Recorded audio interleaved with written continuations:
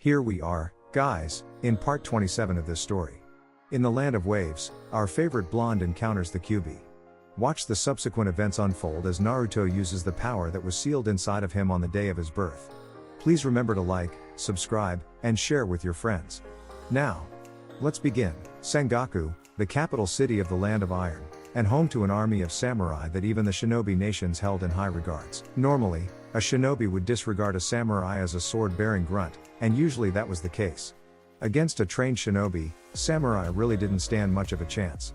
The samurai of the Land of Iron, however, were a little different than your average samurai. For the most part, the Land of Iron was a peaceful and neutral nation. They preferred diplomacy over some mindless war that was fought between the greed of men and were often sought to act as mediators when it came to international disputes. But that didn't mean that they were weak cowards who were afraid of combat. No, the last thing you could do was insult a samurai from this proud nation by challenging his conviction. It was the last thing you could do, because it most likely would be the last thing you did before you found yourself dead at the samurai's blade. The samurai of the Land of Iron were regarded as masters of the sword, driven by faith and conviction that knew no rivals. These samurai could go toe-to-toe with even the most powerful of shinobi, and they were feared by many nations who ever had the displeasure of meeting them in battle. However, there was one who stood out amongst them all, the shogun, or high general of the Land of Iron, Mifune. To this day, Mifune widely recognized as the most skilled swordsman, having been trained by the only individual throughout history who could have claimed himself as Mifune's better in the art of swordsmanship. Mifune sat in front of a koi pond in the middle of his personal tranquility garden. Unless you were looking directly at the man, one would not even know he was there. Mifune was that synced with his surroundings and himself that he didn't even notice the messenger approach him, or at least he made no motion to appear disturbed in any sense. Taking one last deep breath, Mifune opened his eyes and ended his meditation, turning to and addressing the messenger. "Sir, there are two individuals at the city gates asking for your presence. They appear to be shinobi, and one matches the descriptions of the Toad Sannin Jiraiya. The other appears to be a blonde adolescent, not older than 14, reported the messenger. "I see, thank you for that information, Isamu. Tell them that I will be with them momentarily," said Mifune. Isamu bowed to his commander before going to deliver the message to the shinobi. "It appears as if it is about time to meet the last remaining descendant of my master." About 3 weeks ago, Mifune had received a message delivered by a toad, of all creatures, stating the existence and desire of an individual by the name of Uzumaki Naruto to train under him in the ways of Kenjutsu. Under normal circumstances, Mifune would have turned away the young Uzumaki, having already taken responsibility for the training of his own grandson Hiro, but the second piece of information about this young Uzumaki made him rethink taking on a second student. This second piece of information was also the most surprising piece as well. His new prospective student just so happened to be the great-great-grandson and last living descendant of his former master, Uzumaki Shuichi. It was Mifune's own conviction that made him agree to train the young Uzumaki. He still owed so much to his late master, and perhaps this would be a way to repay his own debt. Naruto and Jiraiya were currently waiting outside the gates to Sengoku. The cold mountain climate was not doing well for Naruto's patience, but Jiraiya assured him that everything would be alright once they were inside of the city. Finally, after what seemed like an eternity to the freezing Naruto, the gates opened and an older-looking man with a bandaged head and long gray hair coming out from the back stepped forward. Even Naruto could feel the aura around this man. He was certainly a powerful individual that commanded respect. "Welcome to the Land of Iron and the capital city of Sengoku, Jiraiya of the Sannin and Uzumaki Naruto. I am Mifune, the commanding general of the Land of Iron. Please, step inside. It is warmer inside the city." With the much welcomed invitation, Naruto quickly made his way into the city and Mifune guided the pair towards his quarters. Once they were situated inside Mifune's personal study, the samurai general finally spoke. "Now Jiraiya, would you mind explaining to me why this boy, who you mentioned as the great-great-grandson of my master, is here? I see no such resemblance to my late master or his clan," said Mifune. Sadly, that was true regarding Naruto. The most defining feature of the Uzumaki clan was the red, or white in older years, hair, something that Naruto was clearly lacking. Naruto was taken aback by this, someone actually questioning his heritage like this. Sure, it had happened before back in Konoha, but no one had ever said something like that directly to his face. "What? I'll show you I'm an Uzumaki, T-by-O." Naruto was immediately restrained by Jiraiya. "Did you already forget what we talked about?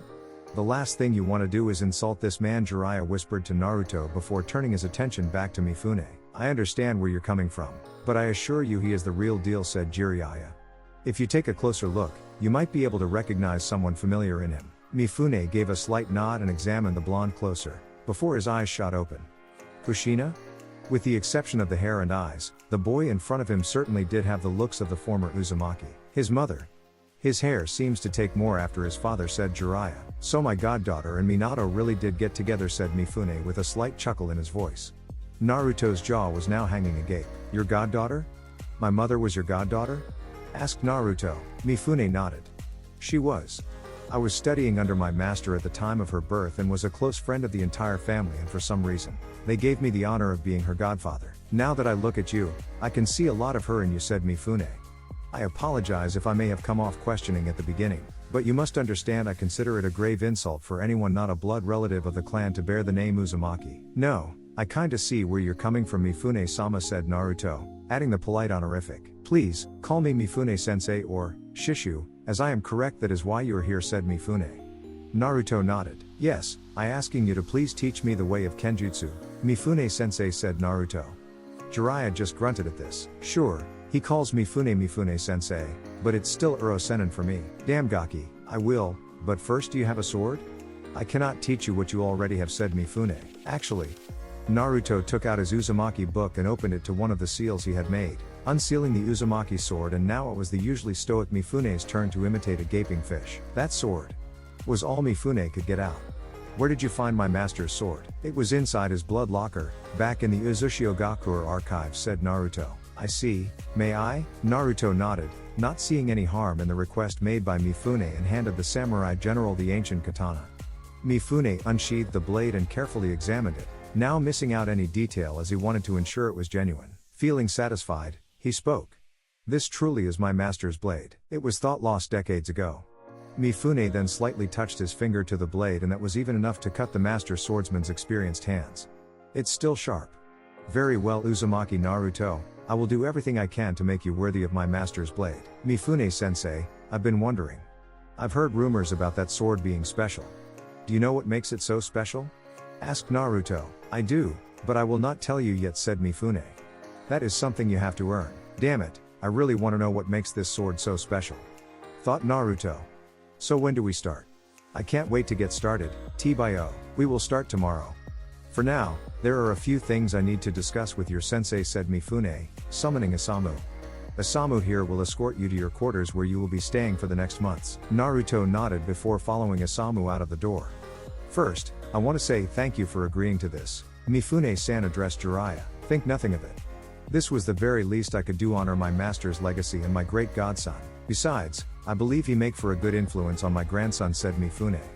Hiro's grown arrogant and distant lately. If he's anything like Kushina, I'm sure he can get my grandson to see the light. Now, what will you be doing while I'm working with your student? If you think I'm letting you near the hot springs, you might as well just commit seppuku now and save my samurai the trouble. Jiraiya gulped, but shook it off. Actually, I need to check up on my spy network, and I was wondering if I could leave him in your care for the next 6 months. Something's stirring that's making me rather uneasy. I will train him and allow him quarters, but if any trouble arises, then it will be on his and your shoulders, said Mifune. You must realize that we are samurai, and I will not spare someone to care for him 24/7. I don't think that will be an issue. Naruto's actually a rather independent person. Just give him a bed and point him towards the nearest ramen stand and he'll be fine, joked Jiraiya. Anyways, I should go find Naruto and let him know. Jiraiya bowed to Mifune before leaving the study. Naruto had just finished unpacking his scrolls when a knock came on his door and Jiraiya stepped in. Uro-senin? Stop calling me that, Gaki, said Jiraiya. Anyways, I want to let you know that I won't be around for the next 6 months while you're training with Mifune-san in Kenjutsu. What? Why not? You're supposed to be the one to train me. Replied Naruto. Naruto, you have no need for me here.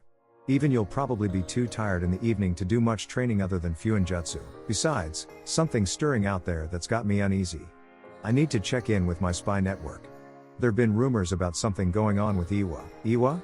Said a slightly startled Naruto, remembering the night of the Chunin exam when he and his team were ambushed by the 15 Iwa Jinan. Yeah. You should understand why I need to look into this further. You've improved a lot over the past year, but you're still not ready to face the full force of Iwa just yet, said Jiraiya. You'll be allowed to stay here and train with Mifune and his grandson for the next 6 months. There's a ramen stand somewhere in the city, but please try to eat something besides ramen every night. Even for you, Mifune's training's not going to be easy. He's going to drive you to the bone and expect you to do it all over again the next day.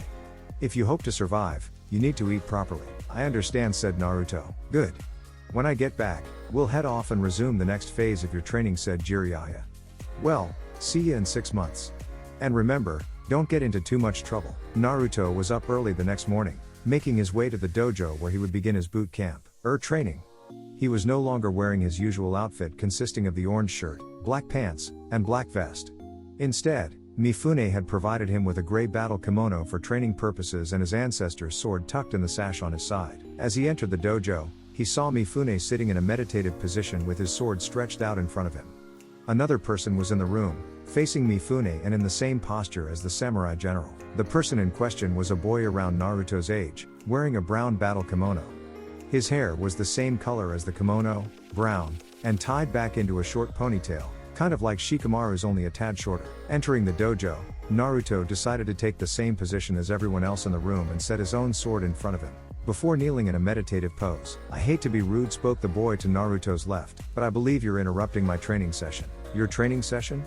Hey, I don't know who you are, but I'm in the right place, right, Mifune-sensei?" asked Naruto. Mifune simply remained silent. "Humph, like Mifune-sama would train someone like you. How could you ever hope to be a samurai?" asked the boy. "Actually, I'm a shinobi. That's even worse.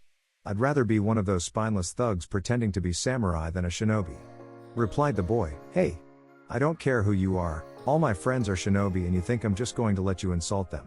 Then I'm going to kick your ass hard," declared Naruto as he cracked a few knuckles. The boy did the same, standing up and slamming his fist into his palm, completely forgetting his sword. This blonde kid wasn't worth his sword after all. "Naruto. Hiro. Enough." Before the two boys even knew what was happening, they were pinned to the ground, underneath Mifune's knees. "I will not have both of my students acting like a bunch of Neanderthals." "But Jiraiya-sama, are you really taking this shinobi as a student?" asked a shocked Hiro. "I am," said Mifune before he was cut off. "But why? I'm your student. Why are you taking him as a student?" shouted Hiro. "Enough, Hiro. I decided to take him as a student for the next 6 months as a way of giving back to my master for giving me everything I have," said Mifune. "But what does this guy have to do with your master?" asked Hiro. "You know, I have a name. It's Uzumaki." Naruto said. "Naruto? Uzumaki?" asked a stunned Hiro. He had never imagined an Uzumaki to show up. "He is the great-great-grandson of Shuichi-sama. I am doing this in the name of my late master, and I felt a training partner could do you good," Hiro explained. Mifune. "What do you mean? You think I'm not good enough that you have to get me a training partner?" said Hiro. "Let's go, Gramps. I'll show you that I'm good enough that I don't need a training partner." Hiro immediately grabbed his sword and faced Mifune. Mifune just let out a sigh and took his sword and faced his grandson in their little spar. In the blink of an eye, the match was over. Before Hiro could even react, Mifune's sword was pressed gently against the side of Hiro's neck, not enough to hurt the poor boy, but enough to show just who won. "Whoa, I didn't even see that," thought Naruto. He just heard a whistle in the back of his head, and it was obvious that Kurama was slightly impressed with the samurai's speed. "First, Hiro, there is nothing wrong about a training partner.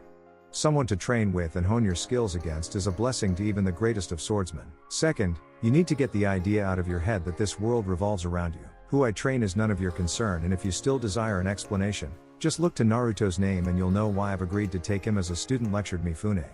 "While you are here, you will both respect one another and you will respect me as your sensei. Am I clear?" "Hi, Mifune-sensei," said both Naruto and Hiro. "Good, now let us begin, shall we?" asked Mifune. It was later in the night and a certain blonde was currently lying in his bed, unable to move his limbs at all. Jiraiya had mentioned that these training sessions were going to be hard, but the training session today was beyond hard. Hell, even Guy would be in the amount of pain that Naruto was in after the day was over. A knock was heard on his door and Naruto was just able to grunt to come in. The door opened to reveal Hiro. It had been 2 weeks since Naruto had begun training, and while he couldn't say that he and Hiro were friends yet, they acknowledged each other's presence.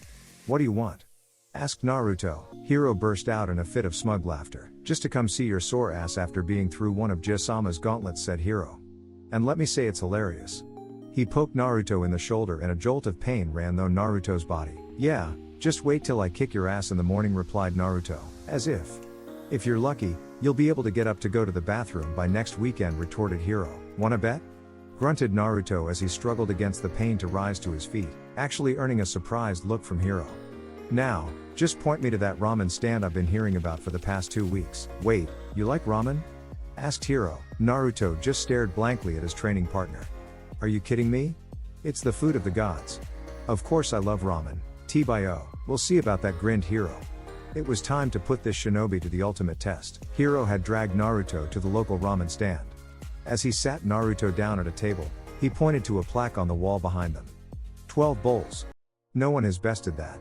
That means I'm the true lover of ramen in this nation, bragged Hiro. Oh no, why did that idiot have to go and do that? Thought Kurama as he knew he was about to be drowned in the aroma of ramen that had practically embedded itself in Naruto's seal. 12 bowls is what I have for an appetizer. Hey old man, Naruto shouted towards the chef. I'll have 12 extra large pork ramens. The chef nodded, and before anyone knew what had happened, the bowls were in front of Naruto and gone seconds later, a still hungry look on Naruto's face. See, I'm not even getting started yet, said Naruto as he ordered another 12 bowls. Not wanting to be outdone, Hiro ordered 24 bowls to match Naruto's 24, but found himself on the verge of a ramen-induced food coma by the 13th bowl. Needless to say, Naruto finished his 12 along with the 11 others that Hiro had yet to eat. How? Asked Hiro. When it comes to ramen, I'm second to no one, replied Naruto. So you really re an Uzumaki then? Acknowledged Hiro. I've been telling you that all damn week and you just now get it through your head? Asked Naruto. In my defense, you don't fit any of the descriptions from the stories Jia-sama has told me, said Hiro. Naruto looked down a little. You know, I only learned about my clan not even 2 years ago, and I still have yet to find anyone who can tell me what they truly were like. Uro-sennin's given me a story or two, but nothing much. I just wish I knew more. If that's the case, then go talk to Jia-sama, said Hiro. He's told me countless stories about his master's clan. I'm sure he can tell you more about them. Really? Thanks, but why are you doing this? I thought I was nothing but a hindrance to your training? Asked Naruto. Look, perhaps I might have gotten off on the wrong foot. Oh, and just so you know, there was a bet going on between me and a few of the other students around the village on how long you would last under Mifune-Hyosama's instruction, said Hiro. I think there was one person who said you'd make it 2 days before you were crawling your way out of the village. 2 days? Do you really think I'm that much of a wimp? Asked a slightly insulted Naruto. How do you think I'm going to become Hokage someday if I can't even handle a little training? Hokage, huh? Well, it seems as if we have yet another thing in common besides the belief that ramen's the food of God, said Hiro. Huh? Asked Naruto, tilting his head and looking at Hiro. What makes you think you're going to become Hokage? I'm not talking about becoming Hokage, but I suppose you could say my dream is to become the equivalent of your Hokage. One day I'm going to surpass my grandfather as the Shogun of the Land of Iron, declared Hiro. What's the Shogun? Asked Naruto curiously, earning an "Are you kidding me" look from Hiro. You've been studying under the Shogun and you don't even know what he is? Asked Hiro. He's the commander of all the samurai in the Land of Iron. Like I said, he's the equivalent to your Hokage, and I'm definitely going to be the next Shogun after Jia-sama. That's why I've got to do everything to become the strongest samurai, and that's why I can't have any deadweight shinobi dragging me down. I could say the same about you, said Naruto. As if. Like you shinobi could keep up with us, said Hiro. Even the 5 great shinobi nations acknowledge us as worthy, said Hiro, before turning to look around at the village. And even if they didn't, we'd make them see just who we are. The people of the Land of Iron are proud folk, who possess a conviction that no one can rival. We will defend our home, honor, and reputation with our lives. You know, that sounds a lot like the will of fire Gigi used to preach about, said Naruto, a saddening look coming to his face. That was the first time in a long while he had mentioned the Sandaime's name, and the loss still hurt, despite Sarutobi Hiruzen being gone for over 2 years now. Gigi? Asked Hiro. Naruto returned the same "Are you kidding me" look. Yeah, he was the Sandaime Hokage, the one who made me want to become Hokage in the first place. However, he died in battle defending our village from Orochimaru years ago, but even then, his belief in the will of fire never dimmed. In fact, I'd say it only grew stronger in his final moments, said Naruto. I've heard about the Sandaime Hokage. If what you say and everything else I've heard is true, he was a man of honor, said Hiro. Look, I'm sorry for how we started off. But don't think this means I'm going to go easy on you. After all, I can't lose to some shinobi. Hey, I don't expect you to. Besides, I can only prove myself you're better if you give it everything you've got as well, said Naruto as he finished the very last bowl of ramen in front of them. Anyways, thank you for that, Hiro. I was wrong as well. You're not too bad yourself. You said Mifune-sensei would be able to tell me more about my clan? Yes, I believe he's usually in his study around this time, said Hiro. Currently, Mifune was sitting at his desk, writing a piece of literature. Despite his hard appearance, Mifune was also a fan of the finer arts such as writing and literature. Thankfully, the literature he was interested in wasn't the same genre as the literature, as some called it, that Jiraiya wrote. Immediately, Mifune's guard was raised and he reached for Kurosawa. He heard a knock on the door and Naruto's voice immediately called out, allowing the shogun to relax his guard. Being as powerful of an individual as he was, Mifune had a share of enemies and he was no stranger to assassination attempts. Those cowards. Raised as a samurai, Mifune was always one who favored an honorable fight over guerrilla-like tactics, one of the reasons most of the samurai from the Land of Iron actually looked down upon the shinobi. Making a motion for his guest to enter, the blonde Uzumaki entered the study. "I must say, even I am impressed you are walking today," said Mifune, remembering the beating Naruto had at the hands of Mifune's gauntlet. The gauntlet was a series of 50 spars using wooden swords. That way no one would die, but that still didn't mean it didn't hurt when you got hit with them. At full speed, even a wooden sword hurt like hell, and add to that the fact that Naruto only had about 2 weeks of experience. It was definitely a surprise that the blonde was able to stand. "Would you believe me when I said I'm a fast healer?" asked Naruto. "Yes, I am aware of your condition," said Mifune. "Now, what is it that you have sought me out for?" "Well, you see, I only just learned about my heritage not even 2 years ago and I'm kind of ashamed to say that I don't know as much about them as I wish I did," said Naruto. "Hiro mentioned that you have a ton of stories about my ancestors and I was kind of wondering if you'd be willing to share some with me." "There is no shame in asking where one comes from," said Mifune, sensing a hint of shame in Naruto's voice after admitting that. "And I would be more than happy to pass down some of the stories I have the pleasure of knowing. Now, what is it you would like to know?" "Well, I'm not even really that sure. I've tried to find some records on them in the Konoha library, but from what Uro-Sennin and Bakken have told me, the civilian council in Konoha went to great lengths to try and erase the Uzumaki name from Konoha. I honestly don't know why and I'm actually rather disappointed I can't find anything else on them," explained Naruto. That truly is a shame," said Mifune. "Outside what Uro-Sennin and Bakken told me, all I've ever heard about them was when Kakashi-sensei mentioned their last stand at the beginning of the Second Shinobi War," said Naruto. "Ah, truly a great battle," said Mifune. "What do you mean?" "They were all killed," defended Naruto. Mifune merely chuckled. "There is more to the glories of battle than who wins or loses. Your ancestors were honorable warriors with a conviction that rivaled even my own. While it is true that they fell in the end, the Uzumakas fought with all their heart, defending their honor and kin to the very last," explained Mifune. Perhaps I have found our story for tonight. Come and take a walk with me." Begin Mifune's tale. "I wish you could have seen Uzushio-gakure as I did, back in its glory. The city had thrived, not only being a center of many of the major trade routes in that region, but also a center of military might. While Uzushigakure wasn't the largest of the villages, it was the home of many powerful clans, but one stood out amongst them all, the Uzumaki clan. Over the years, the Uzumaki clan alone had built up a reputation as fierce fighters. While they had been considered powerful users of ninjutsu, their strengths lied in close combat and swordsmanship. But what they were truly known for, and feared for, was their mastery in the art of sealing techniques. I was in my late teens when I journeyed there, seeking instruction from the renowned swordmaster Uzumaki Shuichi. However, that is a tale for another day. Needless to say, it was not an easy task to convince Shuichi-sama to accept me as an apprentice, and it was a much more difficult journey once he did accept me. "Mifune, again," my master ordered. We were currently engaging in our morning spars, as we had been for the past 7 years since being accepted as his student. I forced myself to my feet. A cry rang out through the courtyard of my master's estate, but it was silenced moments later as a beautiful young woman came out into the courtyard carrying an innocent-looking child. The child was but a day old, and it was the first time laying my eyes upon such a gentle being. It was only a day, but this child was already bouncing with energy and even the woman carrying her was having trouble restraining the bundle of energy. The woman in question was the child's mother, Haruo. Both mother and child bore the same red hair upon their head. "Perhaps we can continue later," my master said to me as he went to see his firstborn great-granddaughter.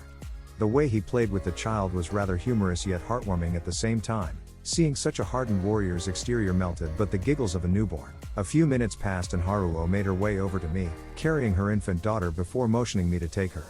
"Are you sure?" I asked. As much as I wanted to hold the child, I still felt as if I had no right to take her away from her mother, if even for just a moment. "Of course, she is your goddaughter after all." I was literally at a loss for words at that time. I knew the family of my master and I had grown close over the years, but never in all my life had I imagined such an honor would have been bestowed upon me. I had expected the role of godfather to go to someone in the family, since the role of godmother went to Shuichi's younger sister, Mito. Yet, here I was, standing completely speechless, and yet I managed to do the only thing I could. I cried and thanked the family for bestowing me this honor upon me. Still, if there was one thing that whole event did to me, was it filled me with a sense of hope. You see, during my years in Uzushio-gakure, I had fallen in love with a very beautiful woman by the name of Kairi Uzumaki. She had beautiful red hair like the rest of her family, although I still believe to this day that hers was the most beautiful out of all. But the most striking feature was her eyes. They were a soft blue that literally shone when the moonlight reflected off of them. She was the daughter of another prominent family in the Uzumaki clan, until her parents fell honorably saving their comrades from what was believed to be certain death. At the age of 7, she had been taken in by her own godparents, Morio, the son of my master, and his wife Kotori. However, if you didn't know better, you'd think she truly was their daughter. She was treated as such and was loved by everyone. Even Haruo saw her as the younger sister she had always wanted. To me though, she was an angel that I had never in my wildest dreams ever thought I'd meet. I loved her, and she loved me back. We had grown close over the years, and with the family accepting my like they just had by making me little Kushina-chan's godfather, I realized that I finally had the chance to ask Morio and Kotori for Kairi's hand in marriage. It was just after nightfall that I met with Kairi beneath the full moon, to tell her my intentions that I wished to marry her. She would have said yes on the spot, but we both knew that the proper way about this was to obtain the family's permission first. However, I never got the opportunity as the bells of Uzu rang out through the night sky. That was the end to Uzushio Gakura's last day of peace. Even now, the reasons are still unknown. Many believe that it was a preemptive strike, with hopes to stem the ever-growing power of the Uzumaki clan. It was on that night that the combined forces of Iwa, Kumo, and numerous smaller nations launched their assault on the great city. Together, they numbered 40,000 strong, almost 10 times the population of Uzushio Gakura itself. One thing was certain though, this force was meant to obliterate Uzu from the map. Their initial strike came hard, but Uzu withstood the attack. You see, the city was protected by numerous ceiling arrays that blocked most jutsus, making any sort of long-ranged assault ineffective. Likewise, the island which Uzushio Gakura was situated on was protected by roaring tides and ripping currents, making sea assaults an unwise plan of attack. The only way on or off the island was across a rather large bridge that stretched between the island and the mainland. Being the only way on or off the island, it was the only logical point of attack for the enemies, and as such it was easily defendable. For the next 3 days, numerous attempts by the enemy to gain control of the bridge were carried out, but none succeeded. As long as the warriors of Uzu could control the bridge, they could keep the enemy away from the village and the civilians and children. Now, they could have attacked the enemy head-on, but that would have been suicide, as even the greatness of the Uzumaki clan couldn't withstand against the combined forces of the elemental nations, at least not until their allies in Konoha and Suna arrived to break the impending siege. So long as they controlled the bridge, they would be able to withstand. However, there was one thing that Uzu did not count on, and that was the betrayal of one of their own allies, Kiri. As the one nation who had the capabilities to reach the island by sea, the Uzumaki clan had hoped to foster close relations with Kirigakure, even giving them the 7 swords as a token of friendship, but apparently it was for naught. On the 3rd day, the ships of Kirigakure were spotted closing in on the island, and it was immediately clear to the Uzumakis that they weren't here as allies. What made it worse was the presence of the Rakubi Jinchuriki. You see, the warriors of Uzu could have probably repelled the forces of Kiri while keeping the bridge secure. However, a Jinchuriki, and one who could control their bijou, was a different story. Even then, the Uzumakis could have probably sealed away the bijou before it wiped them out. There most certainly would have been massive casualties on the civilian side, something the people of Uzu were not willing to accept. It was at that point that the Uzumakis made the decision to abandon Uzu and save the lives of the women and children while challenging the power of their attackers head-on. It was on that day that the Uzumakis would charge forth and make their last stand against the combined forces of the great nations, and that day that their name would go down in history, a history that had held tightly despite the efforts of some to erase it from the books. The entire population had gathered just before the bridge ready to move out. For the most part, the army of Uzu would cut a path through the attacking army, providing a route for the civilians and those warriors escorting the civilians to escape towards Konoha. It was at that point that my master approached me. Mifune, I am sorry to say that it is today that our paths diverge from one another.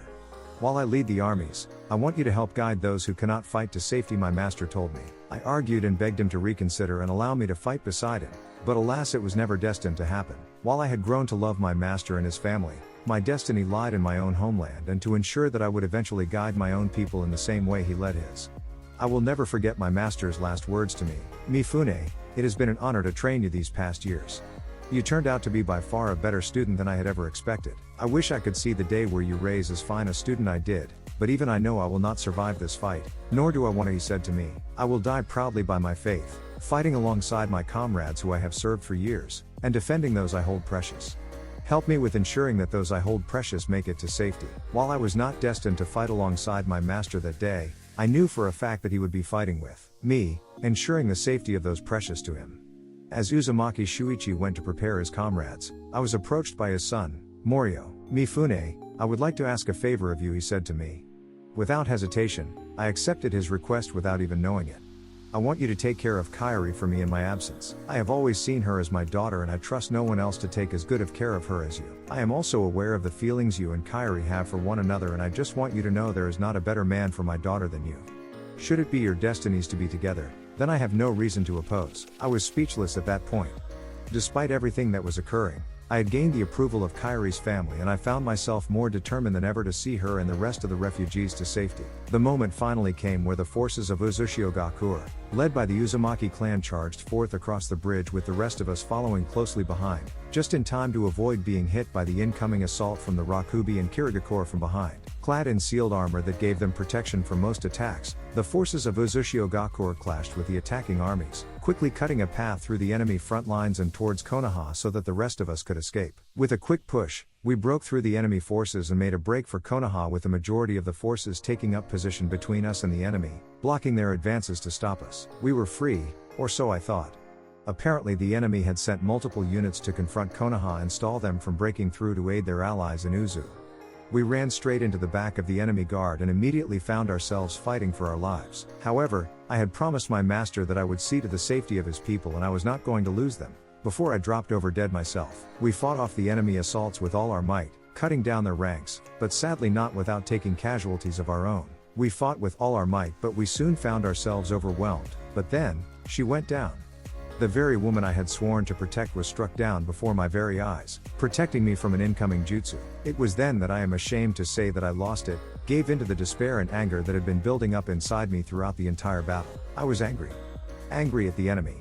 Angry at the combined forces for attacking. But mostly, I was angry at myself for not being able to protect her. As one of my comrades finally snapped me back to reality, there were only few of us left in our party who could fight. As we thought we were about to be done in, salvation came in the form of 3 ninja in particular. Konoha had arrived, to our aid, sending 3 of their greatest ninja. It was then that I first met Master Jiraiya, and to this day, I'm still in his debt. By the time we reached Konoha and had regrouped with the other parties, it was clear that we had all taken many casualties. Some units fared better, some fared worse, some had managed to escape but ended up in different locations, but the important part is we made it. After encountering that enemy resistance en route to Konoha, it was becoming clear that Konoha wouldn't have made it in time to save Uzu from the oncoming assault, as it took Konoha 5 days to break through the blockade that had prevented them from assisting Uzu. It wasn't until Konoha was able to break through the blockade that I learned the fate of my master and his valiant comrades. All of them, Uzumaki or not, fought together as they worked to repel the enemy forces. Even those who were not of Uzumaki blood fought as if they were. They tapped into their very life force to provide themselves with the necessary strength in order to live up to their conviction and prevent the enemy's main forces from getting to those who were retreating to safety. After 2 days of constant fighting, much of the Uzu army had fallen, whether it be to a blade or that they had nothing left to give. At that point in time, the enemy army had been reduced down to 33,000, but was still being held back by the remaining 50 members of the Uzu army, all belonging to the Uzumaki clan. It was their renowned vitality and skill that had allowed them to survive for so long and still remain standing as if it were just a warm-up, and it was exactly that would make the enemy ever regret the assault in the first place. The 50 remaining Uzumakas, led by none other than Uzumaki Shuichi, your great-great-grandfather and my master, figured that it was now time for them to show the world that they would never be able to erase the Uzumaki legacy from the history books. For another 2 days, the 50 Uzumakas fought side by side with their brethren, cutting the enemy forces to half their original numbers. By then, even they were running on fumes. Their legendary stamina had carried them far, and their knowledge in Fuinjutsu was one of the main reasons that they were able to survive against the enemy. At that time, they had just enough energy to pump into one last seal, one that would ensure their legacy never faded. After saying their final words to their brethren, the remaining Uzumaki took up their positions, forming the symbol of the Uzumaki around a large portion of the enemy's forces, with Shuichi-sama taking up the position in the center as they activated their final jutsu, one that would cost the remainder of their energy, but one that would make their enemies know just who exactly they were. Their jutsu went off in a bright flash that could even be seen from here, and when the light subsided, the last Uzumakas were gone, taking with them all who were within the area of their seal and leaving behind the symbol of their clan, carved into the very battlefield they had fought on, and instantly wiping out any enemies who were standing within the seal. End story. Whoa! Was all Naruto could really say after hearing that. If you ever get the chance to travel to the battlefield, there is a tall cliff that if you climb and look down upon the battlefield, you will see the Uzumaki symbol still there, carved into the very earth itself, said Mifune. They died fighting for what they believed in.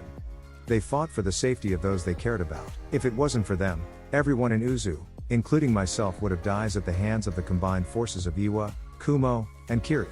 It is also believed that if it wasn't for the Uzumaki's battle, the war would have ended differently for Konoha and her allies. By this time, they had arrived back in Mifune's house and were standing in front of a sliding door that led to Mifune's tranquility garden. So, did my story help you understand just where you came from? Asked Mifune. I can't believe they were that powerful, and that they were the people they were, said Naruto. Neither could the enemy, said Mifune, cracking a rare joke. The laughter quickly subsided and Naruto's expression grieved. I'm sorry though that you lost so much in there though. She sounded like an amazing woman, the one you loved, said Naruto. Mifune could only help but let a small smile creep onto his face. Who said that part of my story had a sad ending? With that, Mifune opened the wooden door to his garden, and sitting in the middle was an elderly woman with red hair which was tied into a single bun and also reached down to her shoulder blades. Despite being elderly, she looked no older than her 30s and was as beautiful as the woman Mifune had just described in his story. Have you been leaving parts out of your story again, dear? Asked the woman. Is she? But how? Asked Naruto, mouth agape. Jiraiya-sama is not the only Sannin I owe a great debt to. If it had not been for Tsunade Haim and her medical expertise, then the story certainly would have ended differently, said Mifune, as the woman joined Mifune at his side. Naruto, this is my wife, Kairi, said Mifune, introducing the red-headed woman to Naruto. Kairi, I'd like for you to meet Uzumaki, Naruto. So this is my sister's grandson I've been hearing so much about lately, said Kairi. At this point, Naruto didn't know what to feel. He was happy, but that was probably the biggest understatement of the century. He was actually looking at someone who was close enough to be regarded as family. But I thought, Kairi just smiled at Naruto's attempted speech. Thought what? That you were all that was left? There's still a few of us left, Naruto-kun. Well, that was tonight's story. I'm certainly willing to share more, but I think it's best we retire. We've got a long day of training ahead of us tomorrow, said Mifune. Right, said Naruto. I'll work my ass off and I'll make you all proud. The next months passed incredibly fast for Naruto, and when the day before Uro Sennin was scheduled to return, he found himself actually wanting to stay a bit longer. What was probably the closest thing he knew to family was here in the Land of Iron. He and Hiro's friendship had grown after that night, as did the competition between them. He was even able to coax some more stories out of Mifune and Kairi about the Uzumakis. However, if there was one thing that grew even faster, it was the total number of bruises Naruto had earned as a result of training. But even then Mifune was impressed by the blonde's progress, although something about Naruto wielding a sword looked almost unnatural.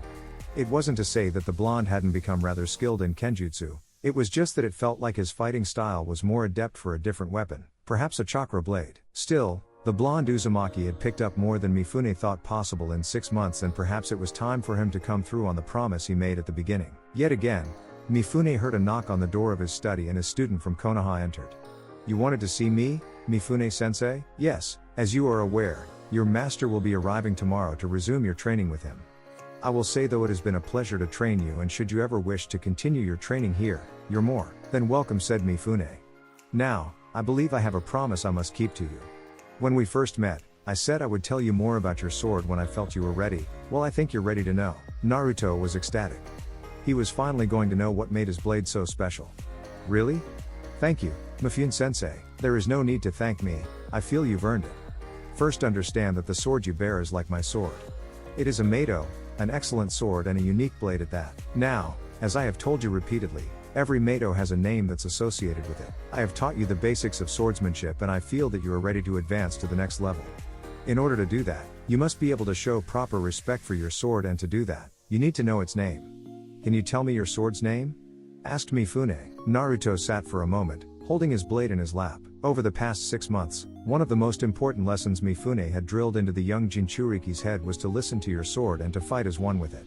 Right now, he was trying to do just that, listen to his sword. It was in the back of his mind that he could barely pick up on a faint voice, but it was there, and it wasn't the other voice that he had in his head. Arashi, isn't it? Asked Naruto. Mifune couldn't help himself as a warm smile crept onto his face. It appears as if my master's sword may have found a potential wielder after all, said Mifune. You are correct, the sword's name is Arashi. As for the power it possesses, perhaps you could also tell me. I'm sure you've spent countless hours examining the sealing matrix inscribed into the blade. I have, but I'm not entirely familiar with the seals on it.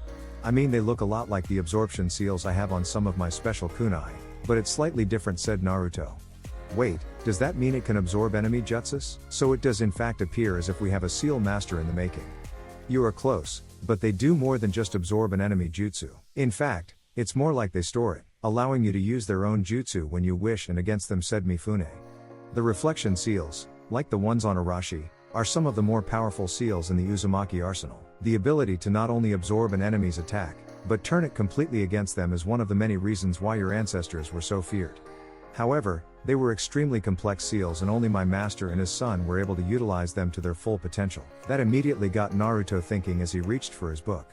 For the most part, he had finished studying and learning all of the seals in that book, but something just didn't feel right. He remembered Hiashi mentioning that the strongest seals in the Uzumaki clan were in that book, but after hearing about the seals on his sword, he couldn't recall learning about the reflection seals, and was now thinking he might have missed a few. Well, I am sorry, but I'm going to have to call it night, and I suggest you do the same, Naruto, said Mifune as Naruto closed his book after not finding anything he missed. Within, Naruto rose and bowed to Mifune before leaving, continuing on to his room, but not before running into Hiro. Oi Naruto, wanna go grab some ramen? Asked Hiro. It wasn't even a question as the two boys were immediately on their way to the ramen stand. However, even there Naruto looked to be in deep thought. What's up? You've barely touched your ramen. Come on, don't tell me an Uzumaki can't handle a measly bowl of ramen. It's not that. It's this book. I just feel like I'm missing something. I've looked over the seals in this book countless times and there's just something I'm missing. I'm sure of it, said Naruto. Here, let me see, said Hiro, grabbing for the book before Naruto could even answer. Hey, what are you doing? You could. A tearing sound was heard as Hiro managed to pull off part of the cover. Now look what you did. Sorry. I didn't think it would rip so easily, apologized Hiro. However, he was right, the cover ripped rather easily, and after looking at it further, it even looked as if the cover was meant to rip. Hidden within the cover itself was what looked to be a piece of paper, but as Naruto pulled on it, it became evident that there was a sort of scroll mechanism hidden within the bindings of the book itself, and on that piece of paper Naruto pulled out were 5 more blood seals, the Uzumaki family's secret sealing techniques. I knew it. I knew I was missing something. These are them, they've gotta be, T-by-O. Shouted Naruto. You know, I think this next round's on you, said Hiro. That night, Naruto couldn't wait to get started on seeing just what sort of awesome techniques had been hidden within the book. Just as he was about to unseal the first scroll, a frantic knocking was heard on his door and he could clearly make out Uro-senen's voice on the other side. Hey Uro-senen. I found them. I found the Uzumaki's secret sealing techniques, declared Naruto. Naruto, we need to. What? Asked Jiraiya, who was taken aback slightly by Naruto's find. Never mind, there's no time for that. I checked in with my sources and it appears Iwa did in fact send a team to hunt you down. We need to get out of here quick. It appears as if they'll be here by tomorrow. Well, can't we just kick their asses and send them back crying? Asked Naruto. Against a normal team, maybe, but I know who they sent, said Jiraiya. So it appears my scouts' reports are correct as well, said Mifune, approaching Jiraiya and Naruto. I just received word of a unit of Iwa ninja approaching the border of the Land of Iron. Yeah, I can't believe they actually sent him, said Jiraiya. Who? Asked Naruto. His name's Han of the Steam Armor. Coincidentally, he's also the Jinchuriki of the Gobi. Naruto's eyes widened at that statement. We can take them, right Uro-senen? Asked Naruto. Jiraiya shook his head. I highly doubt that. Even I would be hard pressed against him and I don't think I could actually beat him. Just survive long enough to escape. There's only one thing I can think of that will allow you to fight on even grounds with him. But we need to get out of here first. There are too many people here and if we fight, there's bound to be casualties. I can't believe it's actually come to this, but if Iwa is truly starting to come after Naruto with full force, then it can't be helped, thought Jiraiya. Mifune-sama, thank you for helping my young apprentice, but it appears as if our time here has come to an end. I understand. I wish you the best in your future endeavors and just know, Naruto, that you'll always be welcome here, said Mifune. Thank you, Mifune-sensei. Thank you for everything you've given me. It really means a lot, said Naruto. So you're leaving without saying goodbye? Called out Hiro from down the hall. I am, but don't worry, I'll come back and when I do, I'll kick your ass, declared Naruto. PFT, yeah right, besides I'm going to be the one to become Shogun before you become Hokage, declared Hiro. Is that a challenge? Asked Naruto. It's not a challenge, it's a truth. One that you're just going to have to eat, replied Hiro. Oh, it's so on, said Naruto as he and Hiro glared at each other and lightning bolts shot out of their eyes, connecting in the middle. Naruto, let's go. We need to try and put some distance between us and the Iwa chasers so that we're ready for them, said Jiraiya. Iwagakure no Sato, the village hidden in the rocks, the strongest of the 5 great nations, or at least they used to be until their encounter with the Yellow Flash of Konoha during the Third Shinobi World War. It was during this war that Namikaze Minato single-handedly wiped out a large portion of Iwa's army and sent the village into a long period of decline. Even to this day, the village was still suffering and it only got worse. They thought the threat of the Yellow Flash and Konoha's Namikaze family had passed. The space-time users had plagued Iwa for too long, and they thought with the death of the Yondaime Hokage, the Namikaze were finally no more. That is, until 15 of their Genin died at the hands of a child who bore a shocking resemblance to the man all of Iwa loathed. Now, Iwa wanted blood and they aimed to get it. Iwa had unleashed 4 of their most powerful warriors to track down and eliminate this new threat, before it could manifest into something that would bite them in the ass, hard. The first of the 4 was Okami Kenta, the Wolf Master of Iwa. Yes, this man was the father of Kucha, one of the 15 Genin who fell before Team 7 during the second round of the Chunin exams. If there was anyone who wanted blood, it was this man. The second was a man by the name of Yurei Goru. This man belonged to one of Iwa's infamous clans who possessed an even more infamous bloodline that allowed this man to practically become a ghost at will, making he and his kin a deadly foe to anyone without strong sensory abilities, as invisibility was one of the techniques associated with this bloodline. The third member of Iwa's famous Baku clan, bearers of the feared explosion release Kekkei Genkai. Baku Jin was his name. The last and final member of this team was one who didn't want to be near his 3 teammates at all. The only reason he had even agreed to come along was to gain his freedom from the village that had tormented and ostracized him for so long. The fourth member was none other than Han of the Steam Armor, Jinchuriki of the Gobi. These 4 had been sent to bring down the vengeance of Iwa. The target of Iwa's vengeance, one Uzumaki Namikaze Naruto. They had tracked the young Namikaze to the land of Snow Spring in the north, where they were able to gain a lead on his whereabouts, the Land of Iron. By the time they arrived in the Land of Iron, it was clear their target had already left, but the good news was that he was maybe only a day ahead of them at most. The bad news, he knew they were after him now. The fox hunt was on, figuratively speaking. As it was, both Naruto and Jiraiya had just crossed the southern border of the Land of Iron and were now speeding through the Land of Stars. It had been almost a day since they left Sangaku, and Naruto had already received the memories from the first of his shadow clones, indicating that Iwa was now hot on their trail. As more clones dispelled, it was clear that Iwa was gaining ground on them. Damn, at this rate they'll catch us. I had been hoping to put some ground between us and them to give ample time to prepare, but sadly that's not appearing to be the case. The Iwa ninja were traveling much faster than Jiraiya had expected, almost as if they had 5 taels worth of horsepower propelling them forth. Foxes might be quick and agile, especially in close quarters, but in a flat-out land race, the horse was far superior. Jiraiya knew they weren't going to escape their pursuers, especially not with the Okami clan tracking them. The Okami clan of Iwa was the only clan who rivaled the Inazukas in tracking throughout the elemental nations, and at the rate with which they were catching up, there was no way they'd be able to outmaneuver their pursuers. Jiraiya's best bet now was to find a suitable place and use whatever remaining time they had to prepare for the oncoming attack. He figured that he could probably take on the 3 Anbu, but by adding Han into the equation, that added a whole new element into the mix. Rumors out of Iwa were that Han had gained complete control over the Gobi, making him the 3rd known true Jinchuriki behind both Killer Bee and Yugito of Kumo. If that truly was the case, then Jiraiya couldn't afford to hold back against Han.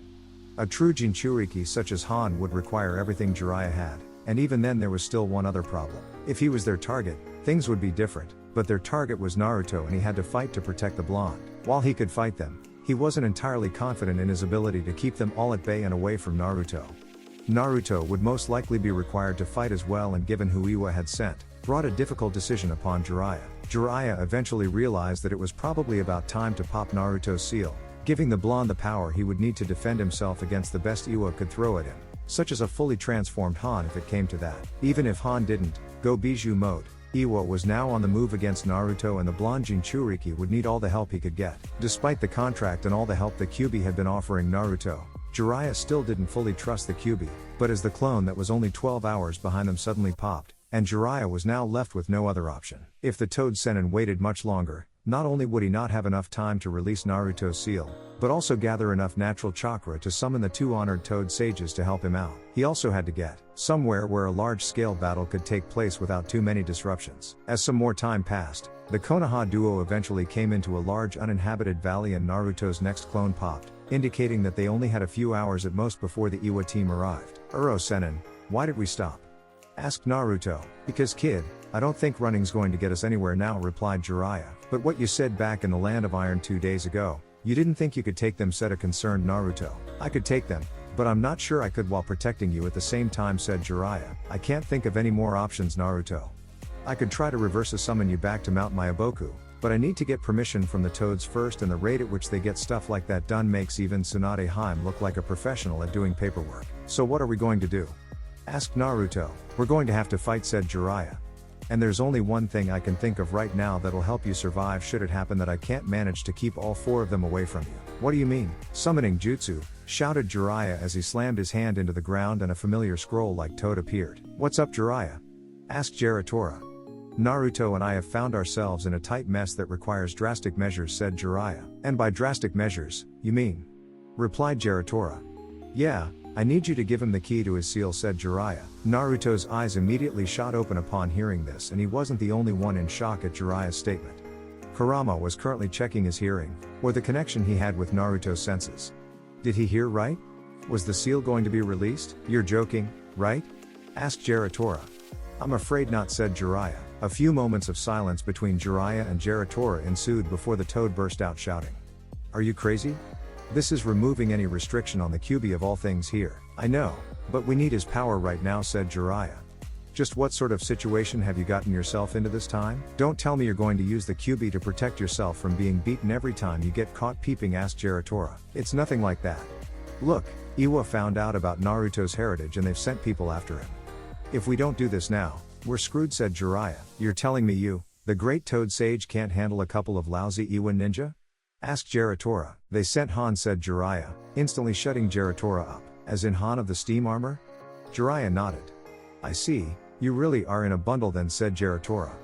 Wait, couldn't you just reverse summon Naruto back to Mount Myaboku? I've already thought about that, and you know how fast the great toad sage moves on stuff like that, said Jiraiya. Yeah, I suppose that option's out then, replied Geratora. Besides, if we don't do anything about them now, they're just going to keep coming after us, and that means Konoha might even have to deal with another Bijou attack if they decide to use Han to attack Konoha directly, said Jiraiya. Hold on, I thought Han hated Iwa. Why is he helping them out?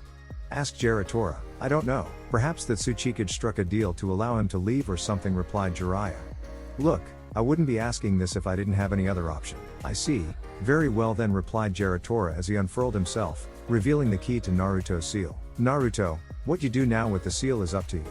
I trust you to make the right decision with it, whether you feel that is releasing the seal or not. But I just want to make one thing clear between the Kyuubi and myself, said Jiraiya. If he so much as thinks of harming you or any of Konoha, I will seal him away for eternity in a seal that makes even your mother's seal look like a 5-star resort. Upon hearing that, Kurama cringed at the mentioning of Kushina's seal.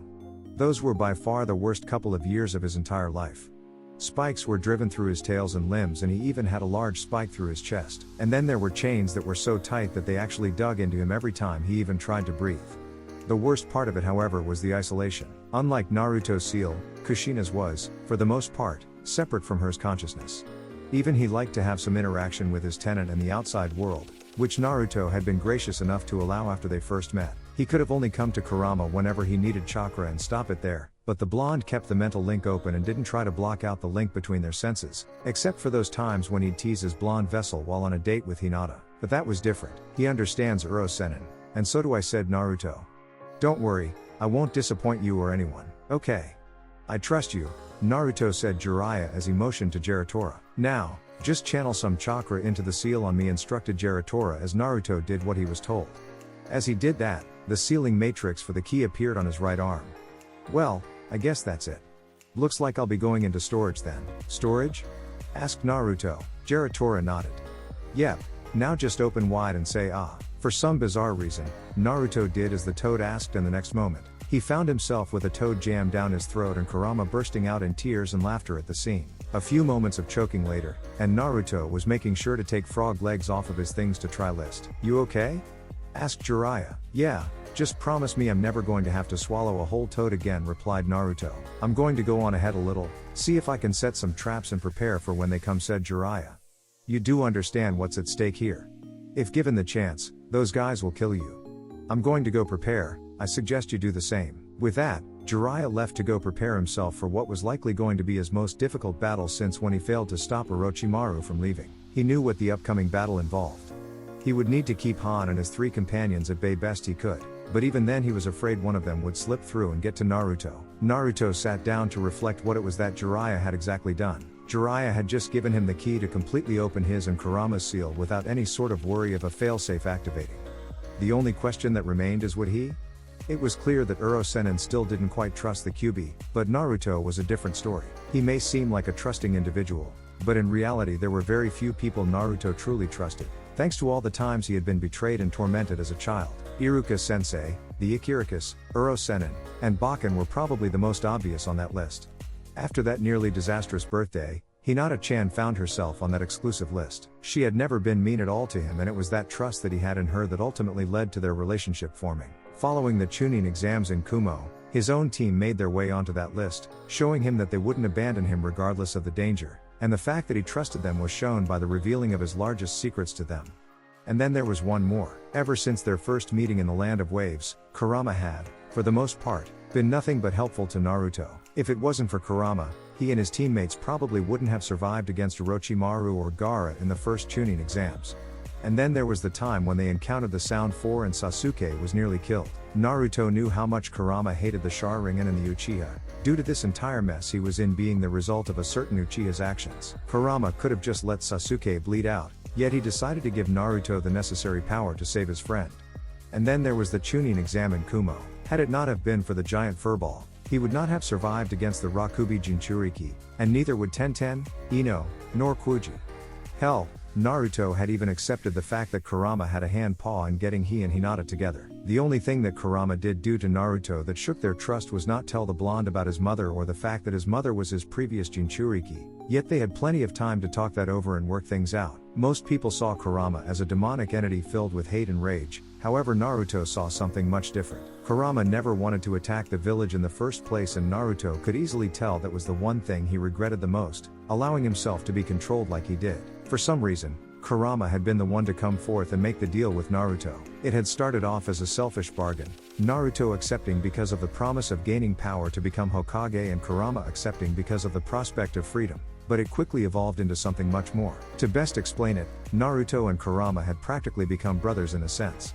They had their fun, their arguments, they teased one another, but they had each other's backs when it came down to it. In truth, there really was no choice for Naruto to make, and he could also tell that Uro Sennin knew this as well.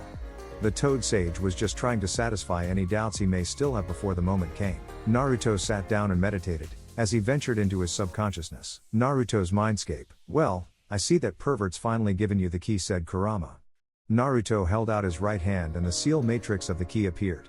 Even to Naruto, it was a truly complex sealing matrix, and if the key was that complex, he could only imagine what the seal itself was like. The seal that his dad designed really must have been something.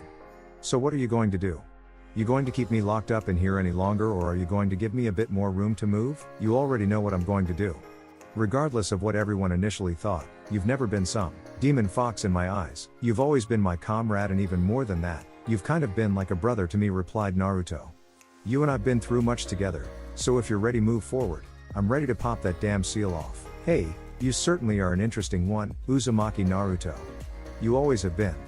You've shown countless times that no matter what's thrown at you, you'll find a way to persevere. Yet I know that the challenges you have yet to face are going to be more difficult than anything you've ever faced, replied Kurama as he lifted his hand paw and stuck it through the bars and balled it into a fist before Naruto. I'm ready, let's show these Iwa bastards just who exactly they're messing with, and perhaps I can have some fun with Kokuo again.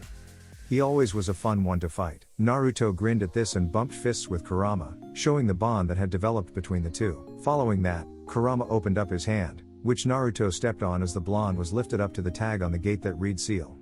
With the key activated, he reached out to grab hold of and rip off the tag that had been holding Kurama's gate closed. However, before he could manage to do such, he felt something grab onto his wrist and pull him away into the floor of the seal. It can't be. As Naruto opened his eyes to see what, or who had just pulled him away from the seal, his eyes widened in shock upon seeing the man wearing a long white cloak with blonde spiky hair just like his. Naruto knew this man, if only from pictures and from what he had been told by Kakashi Sensei and Uro Sennin.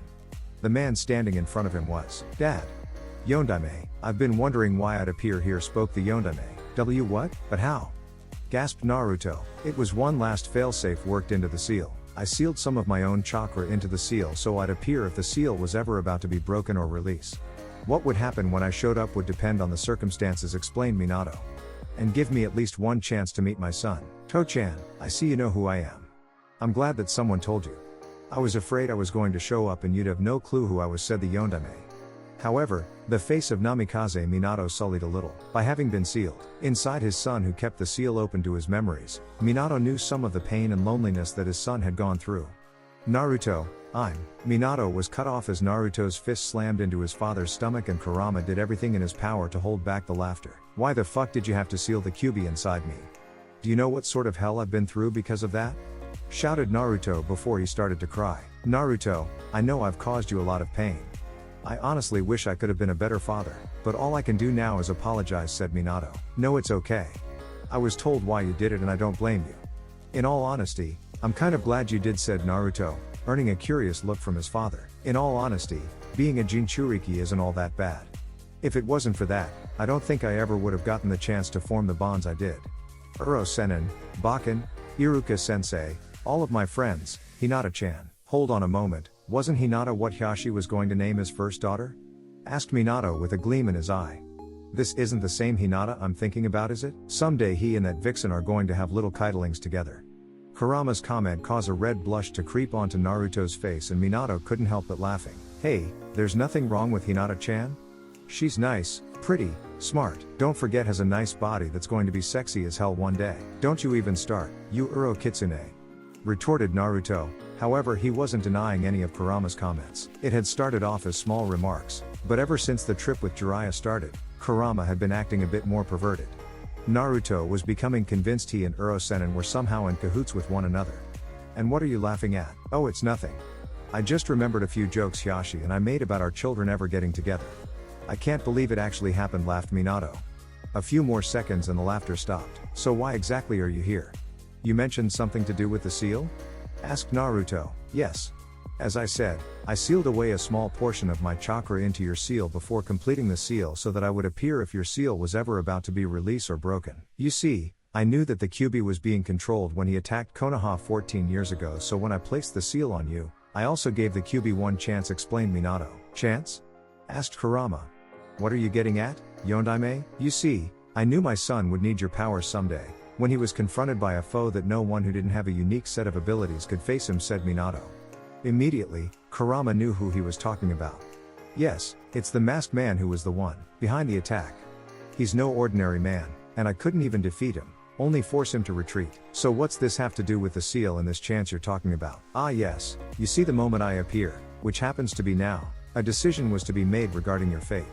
As I said, I knew you weren't mindlessly attacking my village, so I gave you a chance. I gave you the chance to help my son. If you did so, then I have a seal set up somewhere in the land of ages where you will be resurrected only a few days after Naruto dies, and it had better be as an old man, so that you don't get resealed and have a chance to live free again. Though, I cannot guarantee whatever fate befalls you after that, explained Minato. However, if you tried to force your way out of the seal, then the seal itself would effectively sap you of all of your chakra, giving it to Naruto to use while you just withered away within the seal until the rest of your being was claimed by the Shinigami himself. And that decision? Asked Naruto, desperately hoping things wouldn't go terribly bad for Kurama. It was made the day the two of you agreed to that contract. Minato was cut off. Wait, so does that mean you made the contract? Asked Kurama. I did. And so long as you honor your end of the agreement, I have seen to it that you'll be set free in time, said Minato. Naruto could only help but stare in awe at his dad's work. This seal was more impressive than Naruto had initially thought if it was capable of doing something like Minato had just described. I'll disable the failsafe, but you're going to have to wait a little longer, Kyuubi. My chakra's limited and I want to use the remaining time I have left to get to know my son, if only a little. With a snap of his finger, the sealing tag on the cage burst into flames, revealing the spiral locking mechanism of the cage underneath. You do realize we don't have a lot of time. I do. Another thing I can only apologize for.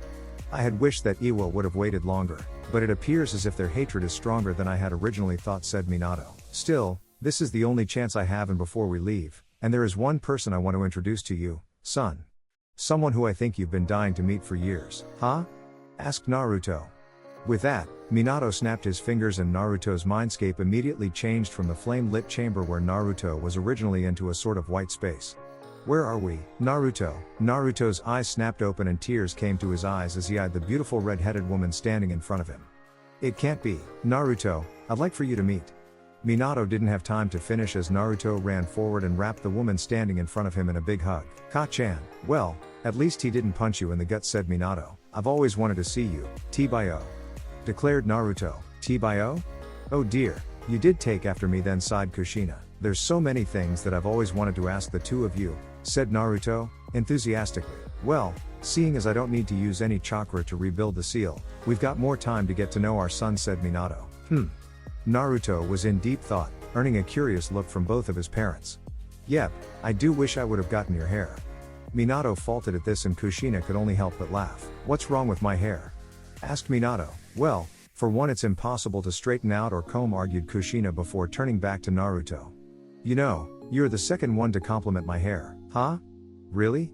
Who was the first? Asked Naruto.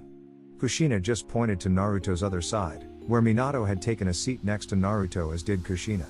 You know, there's something I've always wanted to ask you too if I ever got the chance. How did you and Dad fall in love? What? It's kind of embarrassing, Tabane, said Kushina. Tabane? Asked Naruto before breaking out into laughter. Oh, just tell him, honey, it's not that embarrassing, replied Minato. Well, I guess, said Kushina. Jiraiya had just finished tagging the entrance area to the valley he and Naruto had stationed themselves in before falling back. Those traps would buy them some more time and hopefully injure them if only slightly. Currently, the Toad Sennin was sitting on top of a rock perfectly still with his hands together, as he gathered enough natural energy to summon the two great Toad Sages to assist him. Jiraiya cracked his eyes, if only slightly, as a sound rang from in front of him. His traps were being sprung and the enemy would be here momentarily. Slowly, a thick veil of fog, or in this case steam, rolled over the clearing where Jiraiya was sitting, and before anyone could see what had happening, a powerful fist slammed itself down upon Jiraiya, causing the earth to buckle beneath him. The strength of the hit was almost Tsunade level, and the attacker, wearing red armor with steam emitting from the junctions in the armor, smiled. He had just gotten the legendary Jiraiya of the Sannin with one blow, or so he thought. Fuinjutsu, ensnaring seal. The ground beneath the attacker glowed and black sealing chains erupted from the seal that had formed beneath the red giant's feet, ensnaring Han of the steam armor in his tracks. Really, lad, I don't know why you even needed to summon us here. I was in the middle of cooking dinner, bickered Shima, now sitting upon a sage mode Jiraiya's shoulder. Jiraiya wasn't in the location he should have been, but was now standing upon a tree overlooking the clearing Han was now trapped in. Don't underestimate him, Ma. Han of the steam armor is one of the most powerful shinobi from Iwa, said Fukasaku. Although she is right, you know, you really should learn how to enter sage mode on your own, Jiraiyakin. But why is he after you? Asked Shima. It's not me who's their target, it's Naruto, replied Jiraiya. You mean your student and Minato's boy? Asked Fukasaku. Jiraiya merely nodded. I see, but I still don't see why we're needed here. I was in the middle of backing a casserole and now it's going to get burnt, replied Shima. Now's not the time, you should be worrying about your grasshopper casserole, Ma, argued Fukasaku. He's right. Iwas sent 4 of their strongest after Naruto, and if we're not careful, they could actually get to him, said Jiraiya as he looked down to Han, who was just standing there, looking up at the Toad Sennin calmly. Besides, rumor has it that Han has recently succeeded in gaining control over the Gobi. I see, so he's the Gobi Jinchuriki, said Fukasaku. Yeah, and it doesn't help that. Jiraiya was interrupted as he ducked just in time to miss the slash of a blade that came out of nowhere. As Jiraiya turned around to see who had just attacked him, he couldn't see anyone, but his enhanced sensory abilities from Sage Mode were telling him otherwise. Jiraiya jumped back just to avoid another knife strike that would have more than likely given him 2 hearts. Who's there, Jiraiya-chan? Asked Fukasaku. If I'm correct, his name is Yuri Goru, said Jiraiya. The Ghost Blade of Iwa. As Jiraiya landed, he was hit in the back by a fist, followed by a subsequent explosion. But Jiraiya puffed away just as the explosion went off and a log was shattered into thousands of splinters. Elsewhere in the forest, Jiraiya hopped down from a tree following his substitution. Yuri Goru and Bakujin, said Fukasaku. Iwa's really pulling out all the stops if they sent those 2 along with Han. Both Goru and Jin were high A rank shinobi out of Iwa, on the verge of S rank. Han was already low S rank, but if he had control over the Gobi, that would most certainly not help the situation. Summoning Jutsu, Wolf's Den. Before Jiraiya could react, he and the 2 Toad Sages were surrounded by nearly a dozen enormous wolves. Welcome to my den, Jiraiya of the Sannin. Here, I'm the Alpha and you're nothing more than an afternoon snack to my pets. Okami Kenta as well. Certainly is an interesting combination, Iwa sent, muttered Fukasaku. With a quick flash of his hands, the wolves all pounced Jiraiya, causing the toad sage to jump away and retreat as the wolves quickly followed suit. The Wolf Master smiled as he actually had the legendary Jiraiya on the run, or so he thought. A frantic Jiraiya came to a stop as he hit a dead end in the small canyon in which he was chased into. Well, had I known the great Jiraiya could have been beaten this easily, I would have had Tsuchikage-sama send an assassination team after you earlier smirked Kenta from atop one of his wolves. Now, an experienced ninja such as Kenta should have known that nothing is as it seems when it comes to ninja. However, the entire hunt that had taken place over the past few hours had the Wolf Master seeing red and only seeing an easy kill. That mistake would prove to be fatal. Senpo, Goemon. Kenta's eyes only had time to widen before he and his pack were slammed from behind by a massive wave of supercharged, boiling oil.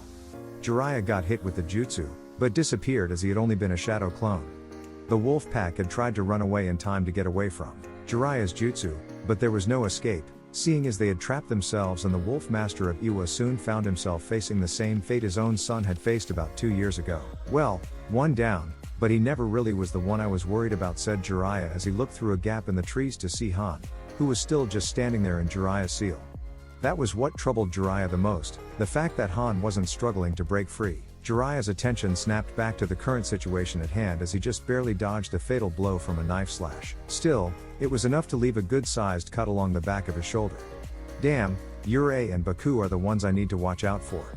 If I can't do something about them, I don't think I'll get a good shot at Han. Jumping around like this swinging at nothing ain't gonna get us nowhere, said Shima. Don't strain yourself, Ma, you'll just give yourself more wrinkles, commented Fukasaku. Shut up, Pa. I know what I'm doing, argued Shima as her tongue emerged from her mouth and began sniffing around before it locked onto Yurei's location. With blazing speed, the tongue wrapped itself around Yurei's body and sprayed some sort of liquid over the Iwa shinobi. What the fuck is this stuff? Swore Yurei as he found himself unable to go invisible again. I got him, said Pa as he shot a highly compressed jet of water towards Yurei. The Iwa ghost just smirked and the water passed directly through him and he slipped out of Shima's binding. This guy certainly is troubling. Okay, I think I'm starting to figure this guy out a little, thanks to what my spy network was able to get me regarding the Yurei clan. The two main abilities of their bloodline are invisibility and intangibility. Ma was able to catch him while he was invisible, which means he wasn't intangible then. That probably means he can't do intangible and invisible at the same time, analyzed Jiraiya as he tried to figure out Iwa's famed ghost body bloodline. Likewise, if I can't attack him while he's intangible, that means he shouldn't be able to attack me, making it so that he has to become tangible again in order to attack. The only question is, how long does it take in between switching tangibility? Jiraiya was forced to cut his train of thought as the ground beneath him shuddered and erupted in a massive explosion, uprooting the earth around Jiraiya and forcing him into the air. He saw Baku jumping towards him and Fukasaku shot out his own tongue, grabbing hold of a tree just as Baku swung his fist, missing Jiraiya. I say we fight firepower with a little firepower. A Senjutsu enhanced exploding clone should do the trick, thought Jiraiya as he made what appeared to be a normal shadow clone and sent it towards Baku. You think a measly clone can withstand my explosive fists? Scoffed Baku, feeling almost insulted. He took the bait. Bakuten, landmine fist. The explosive fist connected with Jiraiya's clone and an even larger explosion erupted. The landmine fist was designed to direct the explosion away from the user, minimizing any potential recoil. However, the power of Jiraiya's Senjutsu enhanced exploding clone was enough to overpower the momentum of Baku's blast and hit him with a good portion of recoil, sending the explosion user sailing back into the trunk of a rather large tree. Now then, all that's left is you, said Jiraiya, turning to Yurei. Damn it. With this stuff still on me, I can't go invisible. At least I can still go intangible. If he can't beat me, then he can't get to stopping Han from killing the last of the Namikaze plague, thought Yurei. Yurei ran towards Jiraiya and Jiraiya prepared to counter Yurei's attack, hoping to be able to take advantage of when Yurei struck. However, Yurei didn't strike out at Jiraiya, he simply went straight through the Toad Sennin, sending a disturbed chill down Jiraiya's back. As soon as Yurei had completely passed through Jiraiya, he gave the Toad Sage a good fast kick in the back, sending Jiraiya stumbling forward. Yurei saw this opening that had been created and proceeded to run Jiraiya through with his blade. However, a grin appeared on Jiraiya's face as he disappeared in a puff of smoke, being replaced by a tag log. Senpo, demonic binding seal, called out Jiraiya as the seal he had on the log lit up and ensnaring sealing chains wrapped themselves around Yurei. You're not getting out of that anytime soon. I suggest you just relax until I get back, said Jiraiya. Oh yeah? Yurei laughed out. You think this can hold me? The ghost tried to go intangible but was stopped the moment a shocking jolt of energy was sent through his system from the seal, preventing him from activating his bloodline. Are you sure you needed us, Jiraiya-chan? It seems like you could have taken those 3 by yourselves, commented Fukasaku. You're probably right about that, Pa, but it's Han I'm going to need the help with, said Jiraiya as he approached the clearing where Han was still ensnared by Jiraiya's initial seal. As he reached the clearing, Jiraiya began charging up a sage-powered, oversized Rasengan before running at Han before the giant of a Jinchuriki could make a move. I'm sorry, but I won't let you or your comrades hurt Naruto, said Jiraiya as he thrust the oversized spiraling sphere into Han. Senpo, Ulta Big Ball Rasengan. However, even Jiraiya didn't think it would have been that easy as Han simply exploded into a cloud of steam, indicating that the person Jiraiya had captured at the beginning was a steam clone. The steam clone had exploded upon impact, covering the entire area in steam and clouding Jiraiya's vision. Oh, this steam will do wonders, fair your wrinkles, Ma, said Fukasaku. Jiraiya wasn't having any of the old toads bickering as he was now in the middle of a gigantic steam cloud with no idea where exactly Han was. His answer, though, came to him when he felt a strong kick strike him upside the back and send him flying. The steam that was backing the kick also served to cause a nice burn on his mid-back. Had it not have been for the increased durability he gained in Sage mode, that kick of Han's would have done more damage. Just as Jiraiya had recovered, he was locked into a taijutsu spar with the gigantic Jinchuriki. You know, I should be thanking you for ridding me of those bastards I've been stuck with for the past year, said Han. But sadly, I've got a mission to complete, one that will get me out of that hellhole for good. Jiraiya figured that with Han being a Jinchuriki and his attitude towards Iwa and his comrades, the armor-clad giant probably wasn't treated the best in Iwa. Jiraiya took a few steps back and Han charged again. Immediately, Pa shot a pressurized water jet into Han, piercing through the giant, only for said target to burst into steam again. Damn it, where'd he go? Asked Jiraiya. Jiraiya-chan, I can sense some strong chakras just a little that way, said Fukasaku, pointing off in the direction towards Naruto. Shit, said Jiraiya before he was cut off. Haha. That Namikaze brat is probably dead by now, laughed Baku, who was barely pulling himself out of the forest. He had honestly seen better days with splinters of wood sticking out of him in portions, and from the looks of things, one of his legs was definitely broken. You'd better pray that he's not, or I'll. Growled Jiraiya. Or you'll what, kill me? Please, the only thing I can do right now is to ensure you die as well, shouted Baku. What the hell are you doing, you idiot? Screamed Yurei from the next clearing over as he realized what Baku was talking about. Bakuten, kamikaze explosion. Baku's body began to glow as he activated his final jutsu, and Yurei struggled desperately against his binding seal to free himself, but to no avail. Within seconds, Baku detonated and a massive explosion engulfing the entire area Jiraiya and Yurei were standing in, leaving only a crater behind. As the dust settled, nothing was left, but then a cloud of smoke appeared on the edge of the crater and Jiraiya appeared with Fukasaku sitting on his shoulder still and Shima down to his side. It's a good thing you got off when you did, Ma, said Fukasaku. Oh, I just wanted to enjoy that steam a little more. I figured you boys could handle things without me, said Shima. The female toad sage had dismounted from Jiraiya's shoulder when Jiraiya had begun to engage Han. Coincidentally, this worked in Jiraiya and Fukasaku's favor as it provided them with a way to return to the battlefield after Fukasaku reverse summoned himself and Jiraiya to mount Mayaboku just in time to avoid the blast. While Jiraiya was glad he had gotten out of the blast on team, he was not happy about losing Han. And his worries only increased dramatically as he felt the ground beneath his feet shake, a piercing cry ring through the air, and a massive explosion of chakra. When Jiraiya managed to see the cause of all 3 of those events, he immediately realized that the rumors were true. Nearly a kilometer away from where Jiraiya currently was, at the approximate location of where he left Naruto, stood the towering figure of the Gobi. However, the Bijou had its sights set on a target other than Jiraiya. Perhaps it preferred foxes over toads. I see why you were so worried now, Jiraiya-chan. This could be troubling indeed, said Fukasaku. Naruto's mindscape. Kurama really wasn't happy at this point in time. He was so close to getting the blasted cage removed, and then the Yondaime, of all people, had to stop Naruto from releasing the seal. It's not like he was going to take over Naruto's body as his own. I mean, sure, there might be a time or two that he would take over Naruto's body, especially when he wanted something to eat besides ramen, but he would give control back. Then again, he couldn't really blame anyone. Not even he knew about this final failsafe, and the assurance that he would be freed upon Naruto's eventual death was rather comforting. As for Naruto, this was the first time he ever met his father, and he honestly couldn't blame Naruto for wanting to spend as much time with his father as possible, since it seemed like the Yondaime would only be around for a little longer. Still, he was worried that they were taking too long, as it had already seemed like a few hours, and he was certain those Iwa shinobi would be upon the pair of Konoha ninja any moment now. However, the surprises didn't end with the Yondaime. It's been a while, Kurama. Upon hearing that voice, Kurama's head immediately perked up and he gazed upon the figure standing in front of him. Said figure was wearing a long coat with a high collar, had spiked hair that almost resembled horns, but the most striking feature was the pair of rippled eyes. No, it can't be. And you really thought Minato-chan was the only chakra in here alongside you? Called out the figure. But there's no way the Yondaime could have sealed you in here, said Kurama. No, you're right. The Yondaime Hokage didn't seal me within Naruto. I sealed a part of myself within you a long time ago, said the figure. Do you remember the words I said to you, your brothers, and your sisters back when you yourself were just a young kid? Flashback. Shukaku, Matatabi, Isapu, Son Goku, Kokuo, Seiken, Shomei, Gyuki, Kurama. Even if you are separated now, you will always be together. Every one of you has a name, and you each have a different form from before. Differently from when you were inside of me, I want you all to follow a rightful path and search for what true strength is. End flashback. I do, replied Kurama, and I am happy to see that you found the correct path, said the figure. You had many chances to give in to the hatred that has been building up inside of you for so long, and yet when the time came, you put that aside and saw fit to help the young one who would need your help to face the approaching storm. At this time, the figure took a seat up top Kurama's head, between the fox's ears. I tried, Kurama, and for a time I succeeded.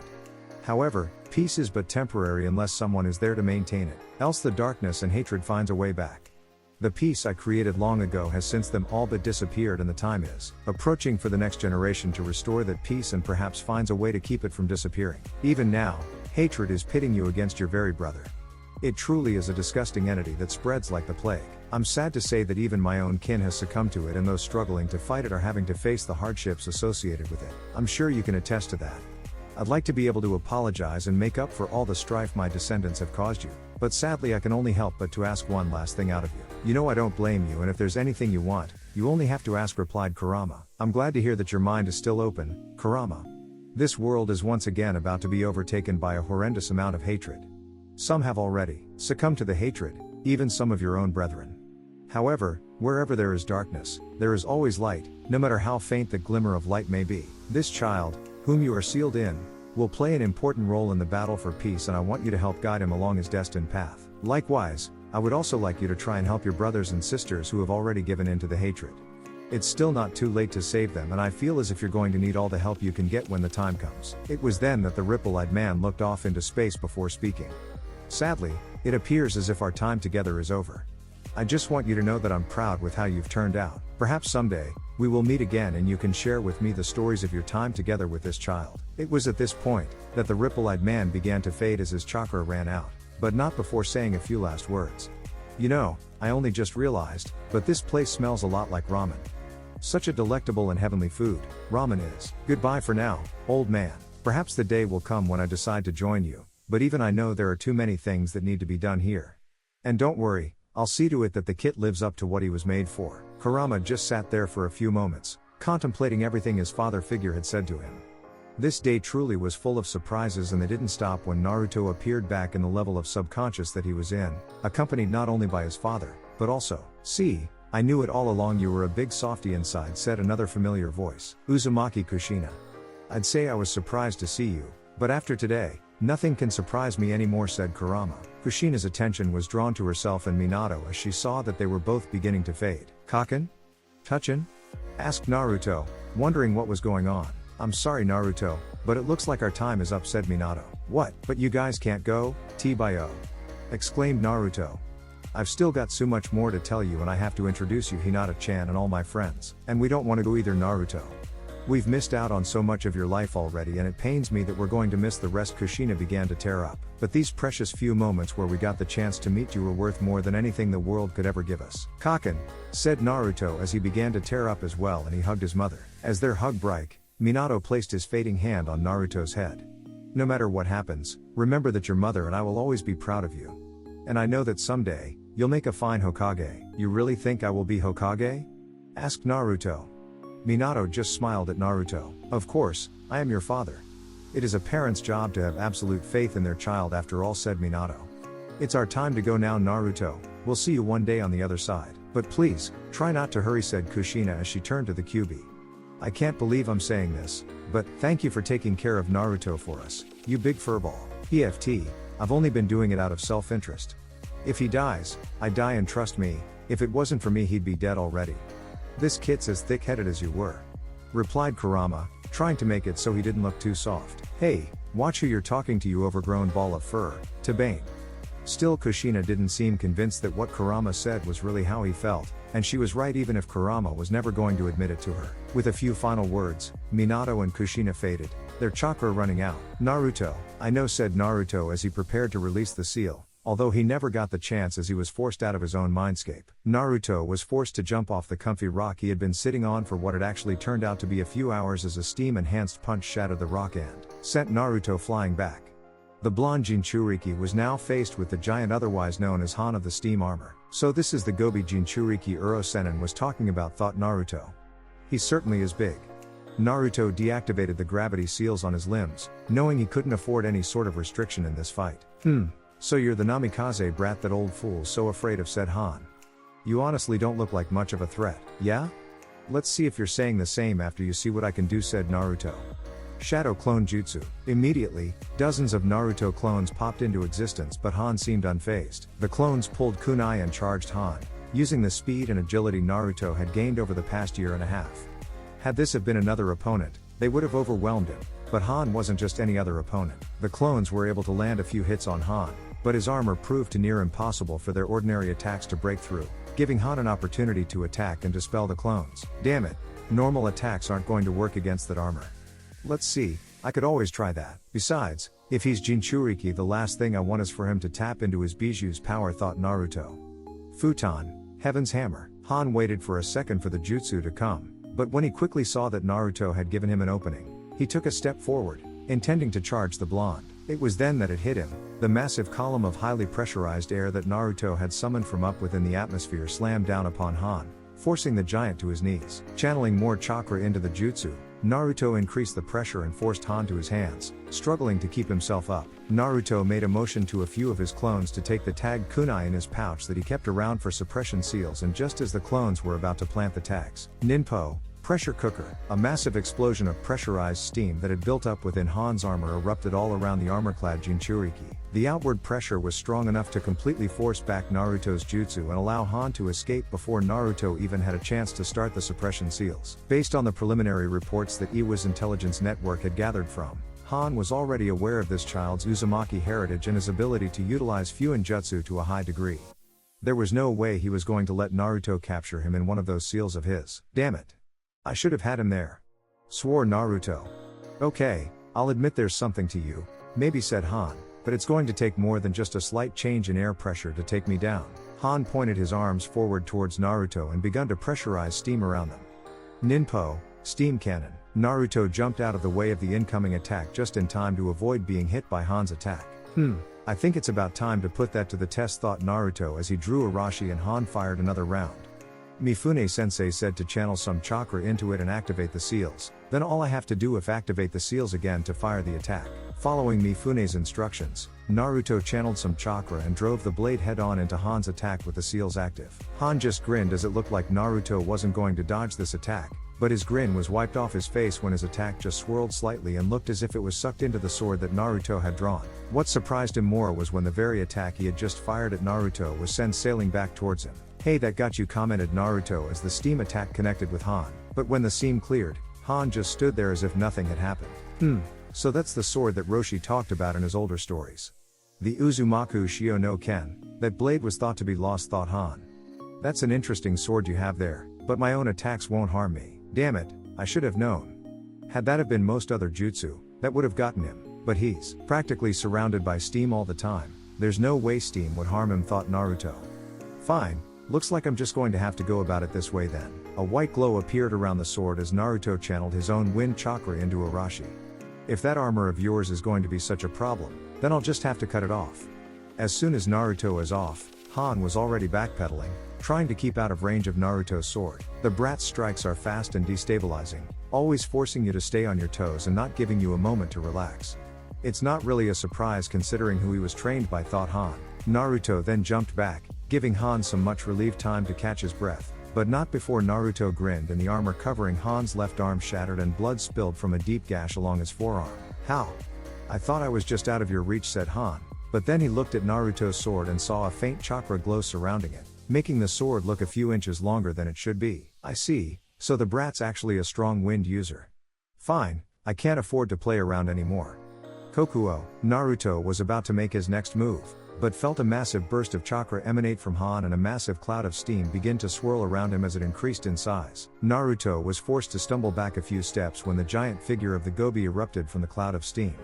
Shit, Naruto. Do it, it's the only way I can help you out. Now, release this blasted seal and let's show him our power. Right.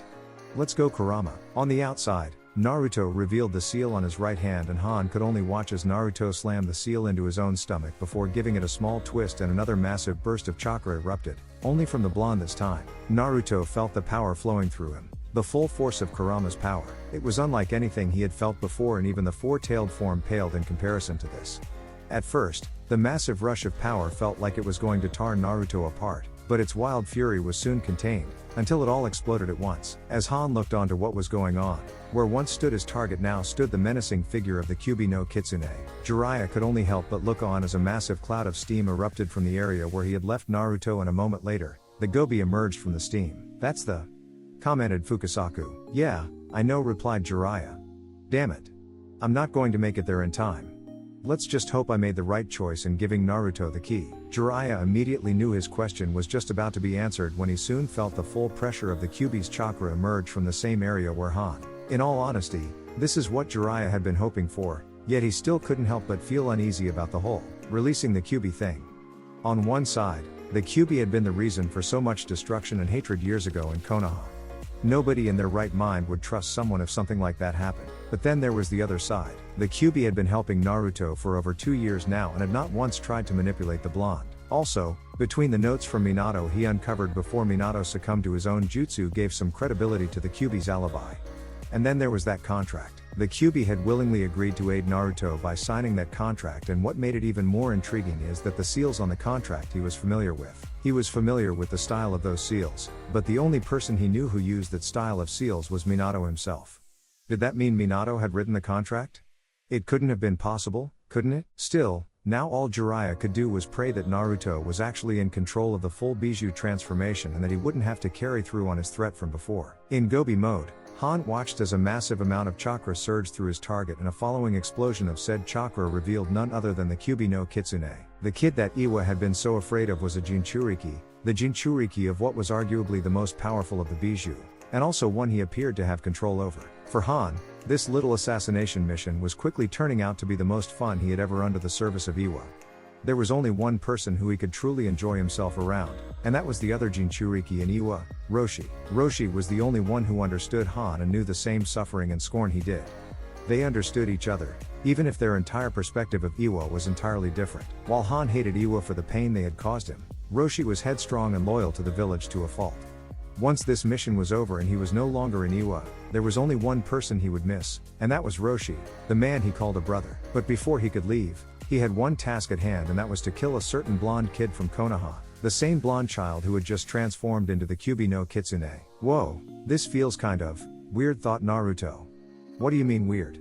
Asked Kurama. Well, you know, I've got 9 tails that I have absolutely no idea how to control, replied Naruto. This was true, as all 9 tails seemed to be flapping around wild and aimlessly, smashing into the ground, nearby trees, and the side of cliff. Thankfully, no one was around to get hit by them. Oh, and I'm a giant fox. So, what's weird about that? You seem perfectly normal to me. Although you do need to work on your tail control, you nearly flattened the super pervert over there. Oh crap, Uro Sennin's gonna kill me, not if Kokuo doesn't first. Look out! Naruto saw the giant horse dolphin charging at full speed towards Naruto with his horns lowered. Still not knowing what exactly to do or how to fully control the new form, Naruto had run out of time to dodge and had decided to attempt to grab the horns in order to try and hold the charge off. This, however, proved to be the wrong thing to do, as Han simply continued to push the Kyuubi Naruto back, with no signs of stopping until a friendly cliff decided to give Naruto a hand. Naruto was slammed hard into the solid rock face as he and Han came to a halt. The charge had been stopped, but one of Han's horns had found Naruto's upper arm, leaving a nice wound which immediately began to heal the moment the horn was removed. Damn it! You can't expect to go up against Kokuo in a contest of brute strength. In terms of physical strength, Kokuo, Son Goku, and Gyuki have me beat, said Kurama, obviously a little mad at Naruto for getting wounded, even if the wound was healing rather fast. What? But you said you were the strongest of the Bijou. replied Naruto. I am, but not in terms of brute strength. Think, I'm a fox. We're nimble and quick. I may not have as much strength as Kokuo, but I've got more speed and agility than he does. Use that to your advantage to get in, attack, and get out before he can retaliate, advised Kurama. Using the cliff behind him and all 9 tails as leverage, Naruto was able to push Han away from him just enough to escape being pinned against the wall. Taking Kurama's advice, Naruto made the next move, jumping in and taking a swipe at Han with his claws. Naruto jumped back to avoid the horns that Han sent his way just in time, landing behind the horse. Once again, this proved to be a mistake as Han landed a powerful barrel kick to Naruto's chest, sending the giant fox skidding back. Baka, you're still getting thrown around like a rag doll, commented Kurama. Yeah, but I finally got a hit on him. I'd like to see you do better, retorted Naruto. You know, never mind. Stop talking and roar. Now. Naruto did as told and let out a powerful roar, unleashing a ripping gale in Han's direction just as the Gobi Jinchuriki had turned around. Han dug in deep to withstand the powerful gale sent his way, and was actually forced back quite a few meters as Naruto ended what Kurama had dubbed Kitsune Tempest. The foxy Jinchuriki was off, running full speed at Han. Han saw this as well and began his own charge, quickly accelerating to full speed and lowering his horns. As they closed in, Naruto finally was starting to get a hang of the high degree of agility in the full Kyuubi form as he was able to dodge Han's charge quickly, making a quick turn and smacking Han in the side using his tails as a sort of lash. Han skidded a bit before coming to a halt and steam started to erupt from the tips of Han's horns, encompassing the area around Han in a thick cover of steam. Brace yourself and be ready to move. He's going to come charging out of that cloud any moment now, using the steam to add to his speed, advised Kurama. Naruto nodded and crouched into a ready position. As Kurama had predicted, Han came charging out of the steam with a greatly increased velocity as he closed in on Naruto. Naruto just barely jumped out of the way to avoid the brunt of the blow, but Han ended up clipping one of the tails. Oi, watch the tails. Hey, it's not my fault they're all over the place, shouted Naruto. Then get them under control. It's not that difficult, replied Kurama. Anyways, fox fire. Naruto obliged and opened his mouth. Shooting out a powerful stream of golden white flame shot out of Naruto's mouth and incinerated the area around where Han was currently turning for his next charge. Did that get him? Asked Naruto. However, his question was answered when Han came charging out of the flame straight towards Naruto. As Han lowered his head, Naruto jumped as the horns passed just beneath Naruto's feet. Seeing his opportunity, Naruto came back down upon Han's back, using his back feet to push Han's head downwards and into the ground. Now you're starting to get the hang of it, commented Kurama. I'll admit, Gaki, this is the most fun I've had in a while, spoke Han with a demonic tone to his voice. But it's time to end it. Han rose to his feet and began gathering chakra in front of him. Tailed beast ball. And make sure you compress it, said Kurama. Huh? Compress it? Asked Naruto. Just do it. As Han gathered his chakra, Naruto did the same and 2 tailed beat balls hovered in front of Naruto and Han, making sure to compress it as per Kurama's instruction. The chakra ball was taken into Naruto's mouth, as it was for Han, before both balls were fired at a high speed directly towards each other. The 2 balls of compressed chakra met in the middle and a violent explosion followed, a dome of pure energy expanding and engulfing anything between the 2 Bijou mode Jinchuriki. Naruto, we've got to end this soon.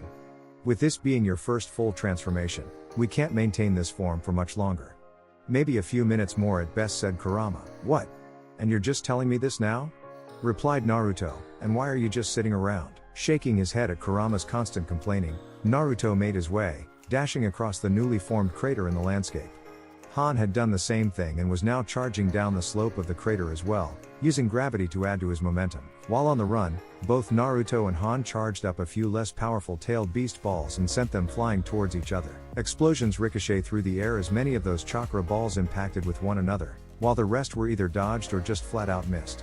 As the 2 chargers neared each other, Naruto prepared to jump, not wanting Naruto to pull the same stunt he had before, jumping on top of him and kicking his head into the ground. Han jumped as well to intercept Naruto, but that was not what Naruto had done. The intent to jump was simply a bluff and Han had ended up jumping over Naruto. As Naruto was now directly under Han, the foxy Jinchuriki unleashed another strong blast of wind.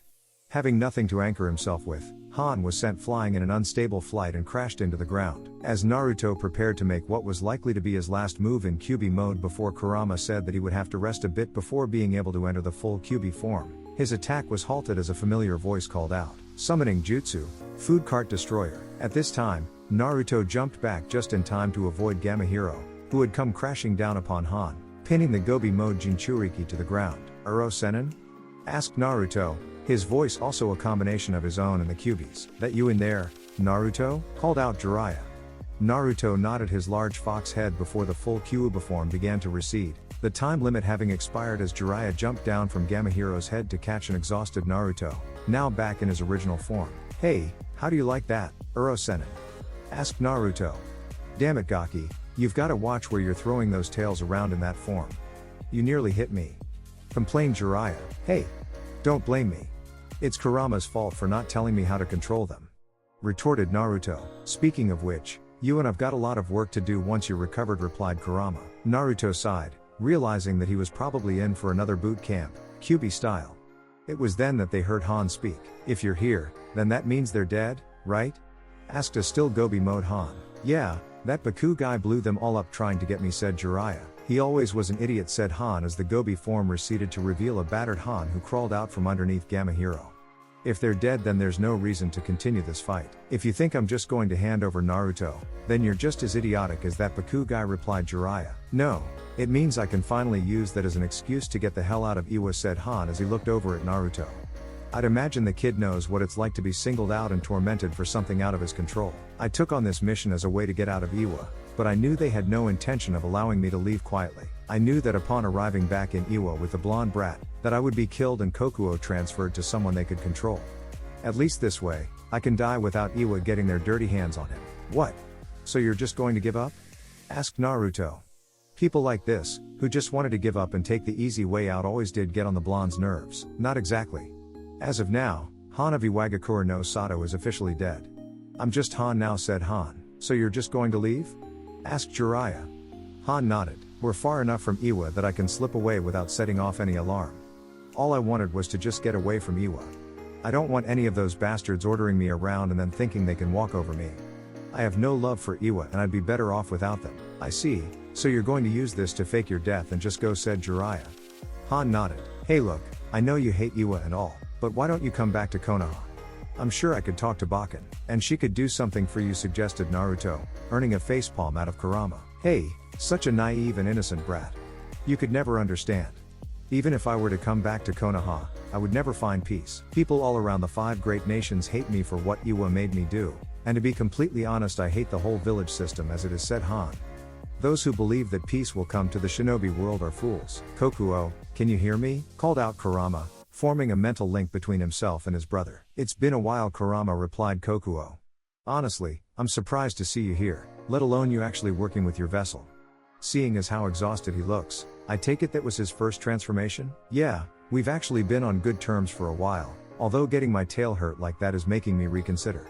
It was only just before you caught us that we were able to release the seal on him," said Kurama. "You always were one to fuss over your tails," chuckled Kokuo. "What do you expect? They're one way we foxes make ourselves look good," replied Kurama. "Anyways, I didn't want to talk to you about that.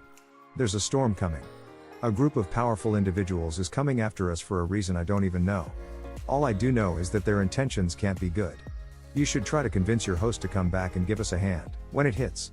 It's the only way we can preserve the peace the old man created." "Kurama, the peace the old man created is long gone, replaced by nothing more than hatred. Peace will never come back to land of the shinobi and you know it. Hell, you used to believe it yourself. What made you change your mind?" asked Kokuo. "At first, it was the kid I'm sealed inside right now, but just recently, I met him. I actually talked to the old man and he said that there is still hope, but it's not going to be an easy journey," said Kurama. Kokuo remained silent for a moment before speaking. "I'm sorry Kurama, but I just can't see it. My vessel is right. Those who believe peace can be returned to the shinobi world are fools. The old man might have believed it and I may have believed it at some point, but that time has long passed. The only one who has the power to bring peace was Rikadu Sennin himself, and his time ended over 1,000 years ago. I've learned the hard way, through my past vessels, that peace won't come to the shinobi world. The best we can do right now is to find a place to make our own peace, away from all the violence and hatred, and let it rid itself from this world." "So you think you can just run away from it? It'll just spread, Kokuo. Hatred will spread. No matter how far you run, it'll eventually catch up. The only way to stop it from spreading to confront it head on and to stop those who wish to allow it to consume us," said Kurama. "Kurama, I'm sorry, but there's just no way. If you want to continue with this foolish mission, then go right ahead, but leave me out of it, said Kokuo before severing the mental link. Your brat already knows what I'm thinking. Jiraiya of the Sannin, said Han. There's nothing more you or the kid could say that'll stop me from leaving this land. We've been surrounded by hatred long enough that all we want is some time to our own, to do what we want and live how we want. So where will you go? Asked Jiraiya. Wherever I want. I don't know where that place is yet, but I'll find it, said Han as he turned to walk away. Oh, and I would appreciate it if the two of you spoke as if I was dead. At that point, Han removed his helmet, revealing sleek black hair with the exception of 4 spikes that almost resembled Kokuo's horns, and threw it on the ground before cracking it himself. Naruto made a motion to try and go after the giant, but Jiraiya stopped him. I'm sorry, Naruto, but I don't think he's going to be convinced. Let's go. There's a village a little over a day from here and I'm sure both of us could use some rest. Naruto and Jiraiya had stopped to make camp for the night. Some of Naruto's energy had returned, but it was still obvious that he was exhausted from fully tapping into Kurama's power. Still, even as much as Naruto wanted to fall asleep, there was still something on his mind. Uro-senin. Jiraiya turned to his apprentice as he stirred the coals on the fire at their campsite. What Han said back there, about there being no hope for peace, what exactly did he mean by that? Asked Naruto. Peace, it's a tricky concept to grasp. It's something that I've been trying to find myself for years now, said Jiraiya. You've read my book, so you know. Hatred is driven as we grow and experience new pains, but it's that pain that allows us to grow, to see the world, and to be kind, said Jiraiya. Currently, the world is filled with pain and hatred, and that makes me think about how much I want to change the world. I know the answer is out there, the answer to peace, but I still don't quite have it yet. Well, I already know the answer, but I don't know how to get there. Really? So what's the answer? Asked Naruto. Well, 1,000 years ago, legend says there was a priest who appeared called the Rikudo-senin. They called him the Messiah and he saved the world from endless years of war, bringing peace to the world. But even then, the peace wasn't permanent. However, I believe that he believed peace would come the day when people truly understood one another, said Jiraiya. That's the biggest question out there. How do we get people to coexist with one another in a truly friendly and respectful manner? I've been searching for the answer to that question for years now, and even now I'm still looking. I once had a past student by the name of Nagato, who I felt might be the answer, but sadly he passed away over 15 years ago. You know, now that I think of it, he was the inspiration for the main character of my book. He believed there would be peace and understanding someday, said Jiraiya. Even though he may be gone, I still hold out hope that one day, I'll find the answer. And if I can't, perhaps I'll pass it down to you to find the answer. Naruto's eyes widened at Jiraiya's statement, feeling as if the perverted sage was truly acknowledging him. I see a lot of my own self in you and your father. You both never gave up, no matter what the world threw at you, and if I can't find the answer, then I know for a fact that you will, said Jiraiya. Now, it's been a long day. After everything that happened today, and the fact that you've been training non-stop under Mifune-san for months, I think you're deserving of a nice break. There's a nice resort town about 4 days from here, maybe a day if you want to travel like Shinobi and not walk. We'll stay there a few days before getting back to training. How's that sound? There was no answer and Jiraiya turned around to see that Naruto was already out. Chuckling, Jiraiya put another log back on the fire before leaning back up against a tree and pulling out a notebook. That resort town has some of the finest beaches, and bikini-clad girls, in all the nations. That'll be a perfect stop for some much-needed research. About an hour passed and Jiraiya heard some rustling coming from Naruto. He knew the kid was anything but a light sleeper and normally he would just ignore it, but still Jiraiya perked his head. Upon doing so, he noticed that Naruto's eyes were cracked open. Normally, this wouldn't have meant anything, but Naruto's eyes were red, not blue. Kyuubi? Damn, he can't be thinking of. Thought Jiraiya, reaching for a sealing tag in his back pouch. Relax, pervert. I mean no harm for you or your student, spoke Kurama through Naruto's voice. Jiraiya huffed at the Kyuubi of all beings calling him a pervert. I'll have you know I'm not a pervert. I'm a super pervert, corrected Jiraiya, causing Kurama to sweat drop. Okay, anyways, I just want to talk. Is that so wrong? Commented Kurama. What you and the kid were talking about earlier, peace. Are you telling me you of all people are interested in peace? Asked Jiraiya in complete disbelief. Is that really so hard to believe? Asked Kurama, earning a nod from Jiraiya. Regardless, something happened when the kid popped the seal. Apparently his father had sealed some of his own chakra in the seal and appeared to Naruto before fully releasing the seal. Wait, are you telling me Naruto actually met him? Asked Jiraiya, and his mother. Apparently it was one last failsafe in case I tried to force my way out, but that's. Naruto met Kushina as well? What did they say to him? Asked Jiraiya. Will you be quiet for a moment? I'm trying to tell you something important, yelled Kurama. I don't know what was said between the kid and his parents, you'll have to ask him yourself, but there was one more person who appeared. I guess you could call him my father, as he was the one who brought me into this world, the Rikadu Sennin. Jiraiya was on the verge of resembling a gaping codfish. Not only had the Kyuubi just claimed he met the Rikadu Sennin, but also said man was his father. Why you talk to the Rikadu Sennin? How? Even in death, that man continues to surprise me. Apparently some of his own chakra had been sealed inside myself and chose that time to appear to me, explained Kurama. Anyways, just figured you should know that even he believes this child is destined to find a way to bring peace to this world. What? The sage himself said that? Asked a stunned Jiraiya. As unbelievable as it may have sounded, for some reason Jiraiya believed the Kyuubi's words. Kurama nodded. I know it may be hard for you to believe, but I truly do care for this kid and I'll see that he accomplishes what the old man believes, said Kurama. Oh, and I have a name, you know, it's Kurama, and I'd much rather be called that than Kyuubi. Jiraiya looked at Kurama questioningly. And perhaps I'd rather be called by name rather than pervert or Uro-sennin. Fine, Jiraiya, but I make no guarantees about the kid. Sadly, I think you're stuck with Uro-sennin no matter how hard you try, laughed Kurama. Jiraiya sighed. It was worth a shot. Alright Kurama. Is that all you wanted to talk to you about, or are you going to tell me more about the sage you said you met? That's a story for another day. Even I'm tired. That first transformation takes a lot out of you. Even for me, said Kurama before lying back down and allowing Naruto's body to go back to sleep and leaving Jiraiya alone to his thoughts. Jiraiya wasn't sleeping the rest of the night. No. He was too busy contemplating what the Kurama has said. Kurama had actually claimed the Rikadu Sennin as his own father, causing Jiraiya to sift through his own knowledge of the legends of the sage. Did this mean all the 9 Bijou were descendants of the sage? It was some revelation. A crazy one in fact, but Jiraiya couldn't get that thought out of his head. And Kurama mentioned even the sage himself said Naruto was a big factor in the search for peace? Yeah, he definitely wasn't getting any sleep tonight. Yeah. We're finally here, shouted Jiraiya as he and Naruto passed through the gates of the bustling resort town known as Ogasarawa, situated in the land of oranges, situated along the western coast of the continent. Can't you just feel it? The summer sun, the warm breeze? And most importantly, the babes clad in bikinis? I should have known, thought Naruto.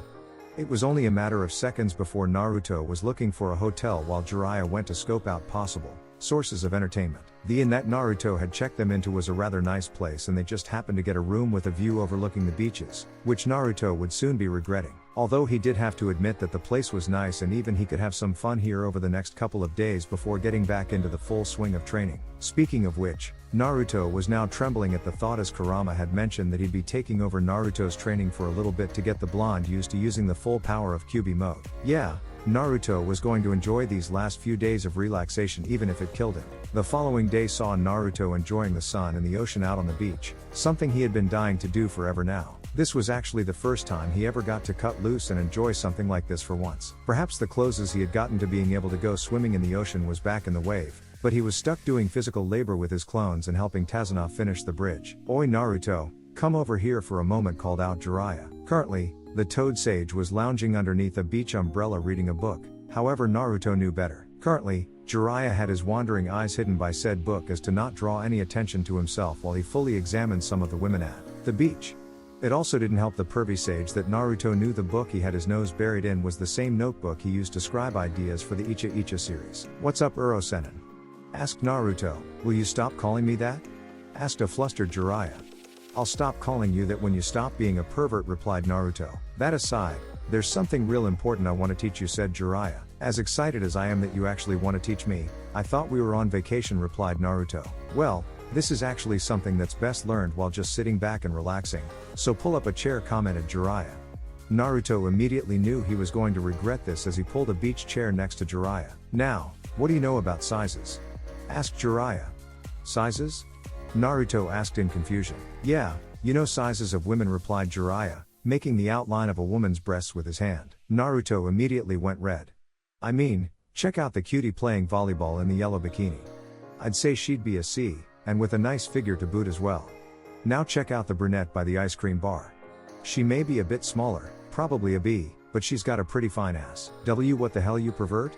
Shouted Naruto as Jiraiya clamped a hand over the blonde's mouth, shutting him up. Trust me, this is something that a man should know, and I just so happen to be the perfect man to teach you everything you need to know about the joys of a woman's body, said Jiraiya smoothly. And I know exactly where to start. Let's take that cute girlfriend of yours for example. You're not bringing Hinata-chan into this. You pervert, defended Naruto. Naruto, we've been over this how many times? I'm not a pervert, I'm a super pervert. And as such, I do super perverted things like tell you just how lucky you're going to be when you get back, said Jiraiya. Now when you left, she was what? 13 years in age?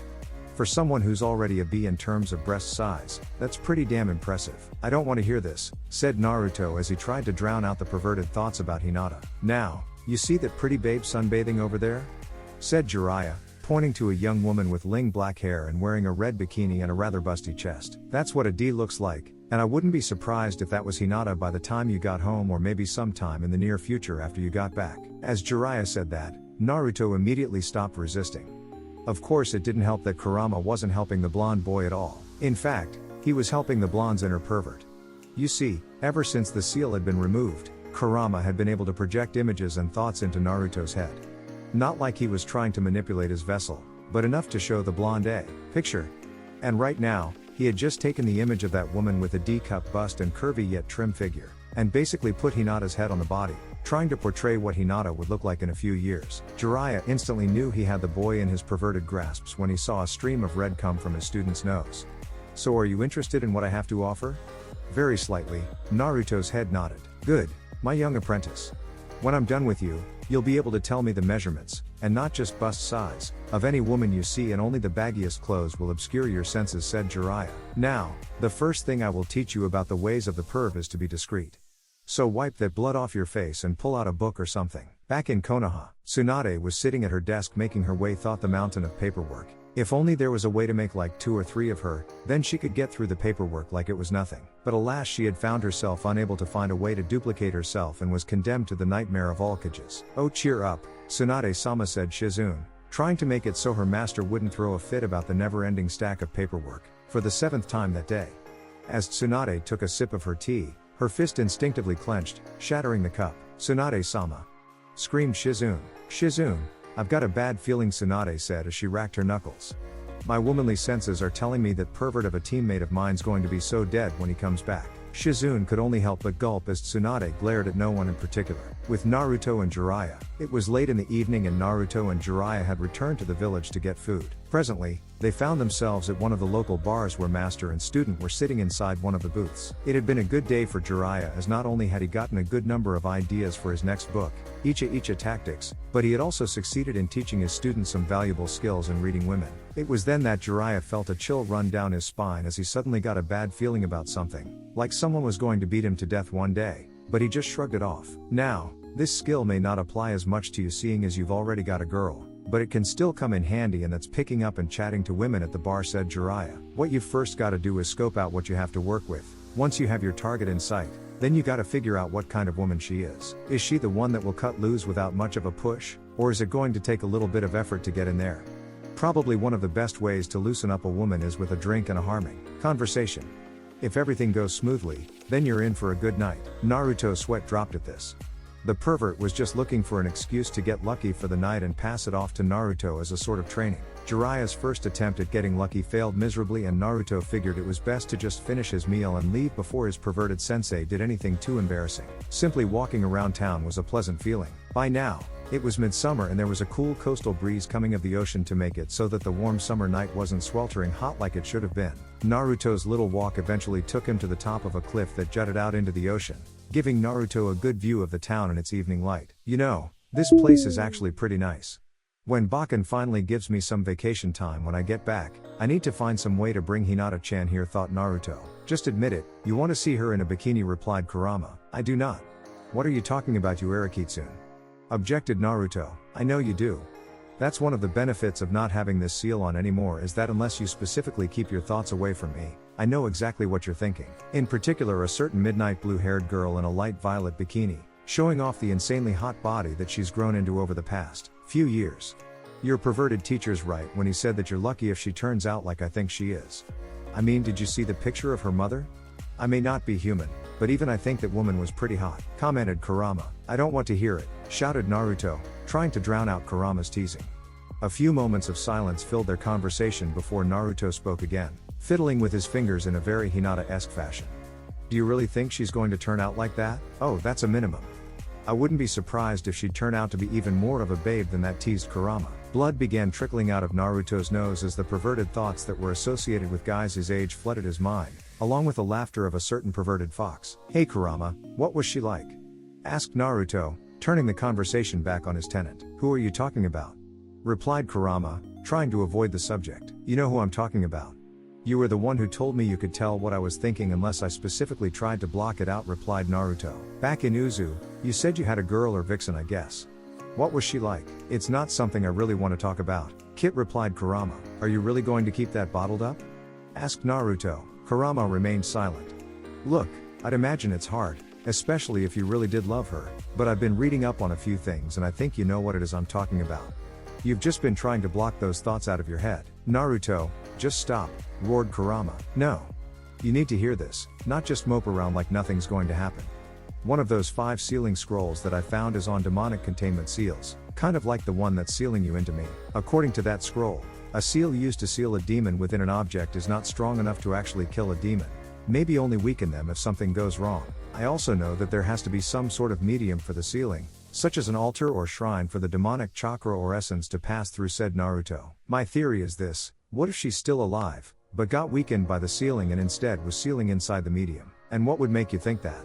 Even your own kind's history scrolls claimed that they had killed her," replied Kurama. This whole conversation was only making him mad, but it was one that Naruto knew he had to have with his tenant if he wanted to further solidify the trust between Bijou and Jinchuriki. Even history kind of lies to make us look better. Take my own dad for example. The village said that my dad killed you, yet he could only seal you and me. While the cover may not have worked so well, in the end Gigi was trying to make my dad look more powerful. What if her death was only exaggerated to make the ones responsible seem more powerful?" asked Naruto. "I may be an idiot at some things, but stuff such as sealing I don't consider myself an idiot at. It's probably the only thing I actually know what I'm doing. And it was one thing I asked my parents. They also think the sealing was exaggerated and that she's alive." Kurama's eyes shot wide open. Could it really be true? Could she really be alive, and just sealed within some silly shrine? "So you're telling me that you know where she might be sealed?" "Me? No, but my mom told me that she had been working on figuring that out. You see, my dad wasn't the only seal master in the family. I mean, you were sealed inside her. You should know my mother was skilled with them as well," said Naruto. "She said that she was working on trying to untangle the mystery of where she might be sealed, and she said that she had some notes on the subject. When we get back to Konoha, I'll ask Bakken to get me those notes and I'll pick up where she left off." "And why would Kushina do something like that? She always hated me," commented Kurama. "No, she didn't. She saw that you were suffering and wanted to do something to try and get you to open up to her," replied Naruto. "Look, what I really want to say is that I trust you and I can tell you trust me, but I want to know more about you. I'm not asking you to tell me your story this very moment, but I'd like to know more about you when you feel you're ready to talk about it. Just think about what I'm asking, okay?" Kurama sighed. "Alright, I promise I'll tell you before we get back to Konoha, but not right now. It's not exactly something I can just tell, you know. That's all I'm asking and I feel it will really help the two of us move forward with this," replied Naruto. "Now let's get back. I've got a feeling Uro-Sennin's unconscious in some dark alleyway right about now." A few more days of their vacation passed with Jiraiya teaching Naruto some more stuff that every man should know. Sadly, both of them had accepted the fact that either Tsunade or Hyashi was going to beat their ass within an inch of death when they got back, but realized that it was too late to do anything to correct the situation. So Jiraiya continued on with Naruto's education. Unfortunately for both Naruto and Jiraiya, today happened to be the day a large storm system was passing through the resort village and the two were condemned to the resort in which they were staying. For Jiraiya, this gave him the opportunity to put some of his research into the draft of his new book. For Naruto, this meant reading and editing Jiraiya's attempts at a story. Some were decent, but most were just pretty bad. Thankfully for the blonde, there came a time when Jiraiya had decided to stop writing for the day and Naruto could turn to his own book, more importantly continuing on those 5 secret Uzumaki seals. He had already looked into one scroll on the way to the resort village, which was the Uzumaki demonic sealing scroll. After looking at it some more, he decided to hold off on that one, seeing as he didn't think he'd be sealing a demon within a person or shrine anytime soon, and he was really anxious to get on to the next type of sea. Naruto unsealed the scroll in the second hidden cover seal and read the inscription on the scroll: Regression Seal. Upon hearing the name of the seal come out of Naruto's mouth, Jiraiya instantly froze and dropped the pen he was writing his own drafts with. "What did you just say, Naruto?" "It's one of the 5 secret Uzumaki techniques. The scroll says regression seal on it. I wonder what it does, said Naruto as he opened the scroll to uncover what had to have been the most complex seal he had ever seen, and Jiraiya was immediately over the blonde's shoulder scanning over the Fuinjutsu, taking a certain scroll out of his own pack to analyze it as well. Holy shit. The rumors are true. It actually does exist, gasped Jiraiya. Uro-sennin, what are you talking about? Asked Naruto. There were rumors that the Uzumakis had developed what was known as a time seal. It's not the same as time-space jutsu because while those jutsus manipulate and control dimensions and dimensional barriers, this seal actually is rumored to be able to reverse time, explained Jiraiya. So it's a time travel jutsu? Asked Naruto. Jiraiya shook his head. Not quite. A time travel jutsu is a theoretical time-space jutsu and something that, while there are some theories behind it, has proven to be virtually impossible to implement. However, this is actually something much different and has much more potential. Unlike the theory behind time travel, this only reverts the state of something enclosed within the seal to an earlier condition. I know it may sound complicated, but it only helps to show the complexity behind the seal, but also the potential behind it. Okay, said a slightly confused Naruto. He might be an expert in sealing, but he was no theoretical physicist. Let me try to explain. Let's say you put a dried out piece of fruit within the seal and activate it. If you use the seal enough to take the fruit back, let's say 3 days, then your fruit will be 3 days younger, or it will exist at the state it was 3 days ago. You with me so far? Asked Jiraiya. Kind of. So let's say I have day-old ramen and use this seal to take it back a day, then I'll have fresh ramen? Asked Naruto. Jiraiya slapped his face at this. Leave it to Naruto to use ramen as a reference for something. But still, that was the general idea. Now, let's say you use this on a seal. If you could regress the seal far enough to the point where it was before it was applied, then theoretically, the seal never would have been applied, said Jiraiya. Naruto's eyes shot open as he just realized where Jiraiya was getting at and what scroll Jiraiya had in hand. Does this mean? I think it does, Naruto said. Jiraiya. Get cracking on that seal. Right. I'll have it down, just you wait. Tbio, Konoha. Suan was sitting at her desk doing, do I really have to say? Okay, she was doing paperwork. More of the goddamn paperwork. Can someone please come up with a jutsu that can help her with the paperwork? I mean, it can't be that hard to come up with something that can duplicate yourself so that you can have the duplicates do the paperwork while you relax, isn't it? Anyways, Tsunade was sitting at her desk doing paperwork when Shizune came bursting through the door, followed by a toad. Tsunade-sama, shouted Shizune, handing a scroll that the toad had delivered to Konoha, addressed at Tsunade. Tsunade took the scroll and began to read. What's it say? Shizune, summon Team Guy in here immediately. Ordered Tsunade. Hi. Right away. Addressed Shizune before running out the door. So you guys have finally figured it out, have you? Thought Tsunade as she read through the scroll. About 10 minutes later, Team Guy was standing in front of Tsunade's desk awaiting whatever orders the Hokage had for them. We've just received an urgent mission request and you four are the ideal team for such a mission, addressed Suan. There is a distinguished and famed writer that is desperately in need of an escort and protection. Apparently, he's being targeted by assassins and has asked our village to send him aid. Tsunade, for some reason, had greatly struggled to get out the distinguished and famed part of the sentence, nearly vomiting at one point. You are to report to the location indicated in the mission briefing and provide him with protection against whoever is targeting him, said Tsunade. Hokage-sama, just how youthful of challengers are we to expect? Asked Lee. According to the report, there is believed to be at least a Jonin leveled on the mission, said Tsunade. Yosh. An excellent challenge. I will fulfill the mission or else I shall return home, walking on my thumbs in shame, declared Lee. That's the spirit, Lee, said Guy, giving Lee the nice guy pose. Anyways, you four are to depart immediately. The location is over a week away and it is imperative that you reach the client in time, said Tsunade. Dismissed. Hi. Addressed all of Team Guy. The 3 Chunin on the team went to prepare for their mission and this Jonin-leveled threat while Guy remained behind in the office. Hokage-sama, I apologize for asking, but what is the real objective of this mission? Asked Guy. I was going to tell you anyways. This is to remain in Shrank secret until you reach the destination indicated, said Tsunade, handing Guy the scroll that she had just received. I see, said Guy. I understand, Hokage-sama. That's it for this video. I hope you all enjoyed the video. Don't forget to like the video, subscribe to the channel, and follow me on my other social media accounts. Anime God here, and I'm signing off.